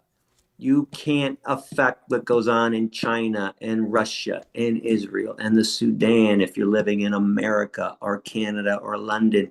The big, beautiful bill, if you want to oppose it, you better be living in America. Trump doesn't care about what people in London think about that or people in Canada think about that. You got to focus on issues that you can actually influence. But this is a big mistake people make. Oh, I'm going to influence what these people do 8,000 miles away. No, you're not. They don't give a shit what you think. Yeah. You have to be a So citizen of that country. yeah, so the Hassan Pikers of the world who just whine and complain about random bullshit they have no effect over, like I definitely avoid that sort of behavior. Yeah, it's just a waste of time, man. Yeah, but you know, if there's things in your area that could affect you or other people, like you could vote for a certain politician that, you know, might benefit your area in some way, that's totally fine. Okay. It's fine getting involved in other forms of activism, but avoid the intersectionality nonsense. Don't intertwine it with veganism because it just mutes veganism and everything else gets pushed to the forefront. But thanks for the donation, Ben Boy. Anon donated $2. What about the argument that more animals die from soy farming and other farming practices? I'm not totally educated on animal deaths and farming practices for crops. First of all, you're trying to indict the vegan when you're just as guilty for this. If all things are equal and we all eat crops and the meat eaters eat the animals that eat 50% of the crops on this planet, stop acting like this is a vegan problem. This is a problem with farming, with agriculture. And by the way, we can solve this too, and we're going to have to solve it one day with indoor agriculture, with vertical agriculture too, because of things that are going on with weather. And I don't mean to bring up the climate nonsense either. Okay, but there are issues going on where there are just freeze spells going on where crops are going to be lost. But if you did it indoor, you can control infestations, you can control all that other stuff. But the only way to control a slaughterhouse and to end the problem with a slaughterhouse is to close the motherfucker down and burn it to the ground. There's no other way to make a slaughterhouse peaceful. But we can figure out how to handle agriculture. As vegans, we don't claim there's no other problems on this planet. Just being alive, humans cause pain and suffering. We drive cars, we live in homes, we use air conditioning, we have heat, but we're all doing that. But vegans are better than everyone else, and I'm not embarrassed to say that, because we actually make one more effort than everyone else is doing by not causing superfluous amounts of cruelty, unnecessary amounts of harm to innocent beings that don't deserve it. So this is why veganism is still the answer. When we all become vegan and stop eating those animals, then let's get together. Then we'll get together and solve the other issues on the problem on the Well, planet. the whole vegans cause more animal deaths argument is just fucking retarded and it's completely baseless. So for one thing, animal agriculture uses more land, uses more resources. Cows, chickens, and pigs have to eat. What do you think they eat? They eat the crops you eat for the most part. So that just creates more animal deaths. You're actually causing more field deaths. And on top of that, the animals that you're eating also get killed. Secondly, if everyone switched to a vegan food system, we'd use less land for agriculture. That would save more, more animals who get killed in fields. And the claim, like, even the claim that animals get killed in field agriculture is extremely dubious because you have to think of the counterfactual. Animals die in the wilderness. So if animals die in the wilderness, what's the comparator? So if you're going to use, like, say, a square mile of farmland that would have been wilderness, are more animals dying versus if we didn't do any farming? I have no idea. I haven't seen any actual evidence for it, so I don't know why I'd accept that at face value. And how about this? At least the animals have a chance to get away. They Well, have no yeah, chance to get away in a slaughterhouse in the meat industry. They don't get, I mean, maybe one or two escape every yeah. year, but you're in an open field. You can see the tractor coming. You can hear the tractor coming. You can Well, see the guy coming out spraying whatever, and you can make an escape. At least there's a chance. well, that's another thing too. A lot of people don't know how some of these like this farm equipment works. You know, those like combine harvesters. I've seen meat eaters say, "Oh, the combine harvester shreds animals to pieces." you can literally lay underneath them and you'll be fine. They don't go right towards the ground and like shred everything up. They actually go up pretty high. So a human being can lay underneath it. So if a rabbit's underneath it, nothing's going to happen. On top of that, yeah, they run away. If you hear a big scary machine, you leave. So there's some research on this. I can't remember the exact number, but it is shockingly low. The amount of animals that can actually be attributed to dying from farm equipment, like remarkably low. It would blow your mind. More animals die from getting killed by other animals in a field than from farm equipment, like by far. So there's just no argument to support the idea that farming even kills more animals, period. Like, at least when you're talking about like farming for soy or corn. Because what's the counterfactual? Like, animals die in the wild. So what's the comparator? And on top of that, again, there's some studies on this. Way more animals die in these corn and soy fields from getting killed by other animals like birds of prey than from farm equipment. It's practically zero. And you can also just think of this, from the vegan perspective. Like, if animals had the same rights as humans, would we have an issue with humans dying in agriculture? If there were like mentally disabled humans running around in a field, would we have a problem with like some of them dying from farm equipment? Probably not. There's mentally like dumb, drunk, stupid humans that walk out into traffic. People still drive cars. Like, it happens. There's accidents that happen. Like, in terms of insects, we spray pesticides. If there were humans that, could buzz around and eat crops, like, would we have an issue with spraying for pesticides for, like, humans that are kind of mentally disabled and have wings? Probably not. Like, it's protection of property, so. And keep in mind, for all the vegans out there, when you hear this, be careful about the disingenuousness of this question. Yeah. The people asking this are meat eaters, and they don't give a shit about cows, pigs, and chickens like they don't give a shit about the insects or the pheasants or the bunny rabbits. They're just trying to catch us in some kind of a contradiction. But again, I'm tired of it. It's their contradiction too. We're all in the same contradiction, if it even happens. But we take a step further by eliminating the superfluous amounts of cruelty by living the vegan lifestyle. It's still the preferable and better lifestyle that everyone else. I even reject the idea that it's a contradiction. Like, again, there's no evidence that we're actually killing more animals than would otherwise be killed, and I don't see these deaths in agriculture as I can deal rights with that. violation. That's absolutely yeah. That's sharp. That's sharp stuff, man. It's good stuff. Thanks, Anon. Dodo donated $2. Well, some homophobic Christian nuts like Steven Anderson would disagree with. He even did a sermon saying animals are not people. Well, nobody really cares what they think, but thanks for the donation, Dodo. Axel Bertel Dahlstrom donated $3. Happy slaves are still slaves, and animal slavery fucktards. Yeah, exactly. So, even if you could argue some of these animals don't realize they're being enslaved and, they're living ostensibly good lives, they're still slaves. Like, if we're enslaving mentally disabled people who didn't realize it, we'd still think it's wrong. So, yeah. Or babies. Yeah. But thanks, Axel. Human baby. Ben Overbitch, $22. What's up, my fellow Yankee Gary? Once I heard you say, forget about it, I was like, yep, I knew he had that Yankee mentality like me. Thank you for helping me, and along with Vegan Gains for helping me go vegan in 2018. Much love to both of you. I'm from Ohio, by the way. Thank you, Ben. Are you still banned from Canada, by the way?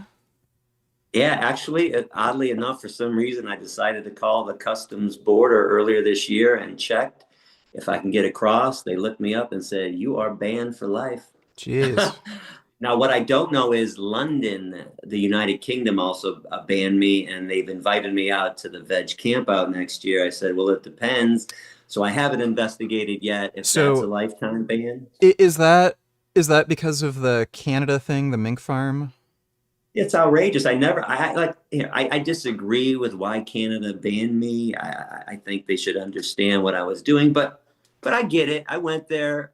I broke a law. I Yeah. caused a couple $1 million in damage. I know why they banned me, but I've never even been to Well, the United Kingdom. Why in the world would they ban me because of what I did in Canada, especially well, if you think about Canada's technically still a British colony. We actually never officially seceded, so that's probably why. could be, but you think about how stupid it is. If I wanted to go to the United Kingdom and talk about killing animals, Yeah. I'd be welcome, but I want to go there and say, stop killing animals. All of a sudden, I'm banned. Well, you It's know what's absolutely fucked? backwards. You know what's absolutely fucked? There's a university professor that lives in Ontario. He runs some like humanities course. You know, it's like the lefty social justice warrior feminism crap. Can't remember what exactly he's a professor of. He's an Islamic terrorist. He killed about a dozen people in France. He fled the country and was in hiding for a while, moved to Canada. He works here as a professor. He's still wanted in France. They haven't deported him. They're refusing to deport him. He killed a dozen people, like, but you're still banned. Yeah, outrageous. I tried to save 1,542 mink, but yeah, Yeah, I got banned and sentenced to jail. It's things are outrageous. backwards, but yeah, maybe sometime I can come over to Detroit and bring my sidecar and we can rip around. Hell yeah, man. Yeah. Let's do it. By the way, I'm fading, man. I'm fading fast. How long we been Okay. going for? Yeah, there's a few more donations. Salen Okay. donated $10, hillbilly redneck impression. I'm not gonna do impressions right now, maybe later. But thanks for the donation, Salen. Bootycum donated $2, does Gary like UK drill? I don't know what that is. UK drill rap? Oh, I haven't heard it. Okay. I guess not. Thanks for the donation, I like Bootycum. rap. I like Yeah. battle rap. Yeah, but I don't know what that is. I'll go It's check it out. terrible. I think you'd Okay. hate it, but I hate it anyway. Once I donated trust your $3. judgment then. I'm probably not gonna like it. It's pretty bad. Do you Okay. think there will be war or civil war in the future regarding animal liberators versus oppressor? Also off topic. What are your all thoughts on prostitution? Should it be legal or not? Yes, I do Um, think there's going to be a civil war one day. There always seems to be. One day we're going to have enough and we're going to take up arms on behalf of the innocent victims. It always happens. And it's a shame. I don't say this with glee, I don't say it happily, but sometimes you have to kill other people to get them to stop killing somebody else. It's happened before and it's probably going to happen. Yeah. um, I don't think there's ever been like a fascist dictatorship that's ever been overthrown without the use of violence. I don't know if there would ever be a civil war when it comes to animal rights because we're not technically living in a fascist dictatorship. We're definitely fascist towards animals, but there's a good chance just because of the democratic bureaucratic systems that we have can just be resolved peacefully and just be voted against. So I'm not sure. I know when it comes to human oppression, yeah, I don't think there's ever been a case where some sort of like fascist dictatorship, like the end of slavery or the end of like a genocidal regime or a communist regime, like that's always required violent intervention. Not so sure if it come when it comes to animals. I would, if I had to bet, I'd say there's a greater probability it could end non-violently than violently, but I'm not so sure. And thoughts on prostitution? Victimless crime. Like, I agree. I don't understand that either. If somebody who, if it's consensual and yeah. everybody is a willing participant, leave people alone. And I mean, it happens. Like, go to an Asian massage parlor. It happens all the time. Like, there's probably prostitution going on across the street. You just don't know about it. So, like, why ban it? As long as there's no sex slavery Yeah. involved. But again, Yeah. if this is consensual amongst adults, then let it happen. Yeah. But yeah, you're getting a bit tired, right? So let's just wrap things up in the next few minutes. If anybody has any other questions and wants to donate, just do it now. We've raised $661, so that's pretty good. So yeah, this is all gonna go to Sasha's Farm Sanctuary, and so if anybody wants to donate any more money, just do it now in the next few minutes. But is there any other topic you wanted to like cover? I think we covered just about everything, my man. It was a great talk. I really enjoyed listening to you too, Richard, man. You got good stuff. You got a good mind, solid mind. You're clear, logical. I love it. Well, thanks. Yeah, and it was good. It was good finally talking to you. Like, we agree on a lot of things. I'm glad that there isn't Yeah. any stupid thing like you're anti-Zionist or any, horse shit, and then I had to get into I a big knew I argument. knew we were going to get along. We Yeah. always liked each other. I liked you from the get-go as soon as we met on online. I think it was on Facebook, man. I said, man, this Yeah. guy's cool. I Any dig him. any good movies or TV shows or anything you've watched recently? Uh, it's funny, since I've been in Germany, I haven't really turned on the TV set. When I was in Frankfurt for a week, though, I started watching Breaking Bad for the third time.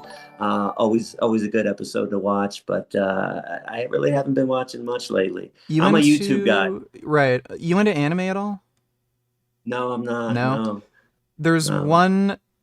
There's actually two that I would kind of recommend. One of them isn't exactly tied to veganism, but I think you'd be interested in the ethical dilemma. It's called Death Note.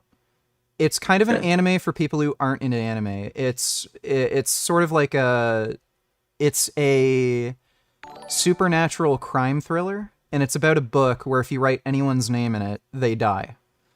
So you'd probably be into that one, and I like I'd also that. recommend a manga. It's basically a Japanese comic. It's called Gantz. Huge animal rights message in that. A lot of people in the anime community never bring it up because, like, I guess a lot of them aren't into veganism. You would be blown away by that story, especially towards the end. Huge animal rights message. I don't want to spoil too much of it for you, but humans are literally like treated like animals by an alien race by the end of the. Good. You'd really be into it. Highly recommend. It's just a really Send me a amazing link. read. Send me Yeah, a I'll link to my send you. phone after the show. Yeah, I'll send you a link. All But right. yeah, Death Note and Gantz are fucking incredible. Okay. You should watch Sweet. Death Note, but read Gantz. It's fucking amazing. I will. Um, I will. Anon donated $2. Free all the fish in the fish tanks too. Yeah, absolutely. Yeah. Fish and chickens are probably the most like neglected for whatever reason. Absolutely. Yeah, And the most abused. We kill yeah, more. No one dies more on the land than chickens, and obviously the fish in the sea, man. And then now I hear the numbers that we used to use weren't even accurate. I used to say whatever, it's 90 billion marine animals. Now they're saying it's in the trillions. So who knows how many. Keep in mind how badly fish got it. We don't count each fish. We weigh them to see how many yeah, fish have died. That's how much they're mistreated and they're devalued. yeah. And fish are really intelligent and like they're a lot like Amazing. they're a lot like our pets, like dogs, cats. They can be like affectionate and curious and everything. It's a shame. Absolutely. Bootycum donated $2. Great VG. Just hate UK drill. He got no taste. It's terrible. Trust me. I wish you knew about it so you could back me up. But thanks for the donation, Bootycum. Cora donated $5. Thanks. The guy turned me vegan, and the guy turned him. I think they meant Gary. I don't know if that's like a typo, but thanks for the donation, Cora. Zohar donated $5. Favorite vegan restaurant in Berlin. Have you had anything in Berlin? I haven't been in Berlin. I've just been Okay. in Frankfurt and in Cologne. In Frankfurt, any one of near Rosenfeld's 7 restaurants. I think 269 was my favorite. And here, there's a vegan buffet I'm eating at every night. That's where I'm going right now. It's called Sattgrun, Sattgrun, Sattgrun. Any good ones in Detroit? Man, Detroit, we've lost so many lately. Cacao Tree has been there for a long time. I've always liked that. It's actually the only place you can get a really good salad. Sometimes it's hard to get a really good salad. Cacao Tree has been around since I've been vegan. Other than that, we've lost 4 or 5 vegan joints, but it's weird. There's still more vegan food. So most Yeah. restaurants are now vegan friendly, but we've lost the vegan joints. Yeah, similar thing happened in Toronto. They just raised rent like crazy in the city, and a lot of them had to close down. It's bullshit. Yeah. But that looks like it's it for the donos. But thanks for coming on and chatting. Raised a good amount of money for Sasha, $675, and hopefully some people also just donated directly on their website. So Awesome, I'll send man. that money over later today. But thanks, Gary. Thanks for coming on. It was great meeting you. I love talking to you vegan games, man, and let's do it We'll stay again in, because yeah, I got some more crazy stories that I can tell you too that we yeah. didn't really Yeah, get let's do it into. again. I'll send you, you know, the Gantz manga. I think you'd love it. It's just a crazy fucking story. Huge animal rights message too. I think I can actually turn you into a weeb, get you into some manga. All right, my man. All Thank right. you so much for talking to me today, man. I appreciate it. All right. Well, take And thanks care. for helping Sasha Farm. Love you, Yeah, no man. problem. All right. Well, hope everybody had fun. Thanks a lot for the donations, guys. And again, if you want to donate directly, check out Sasha Farm. Links in the description. But thanks again, Gary. Peace out.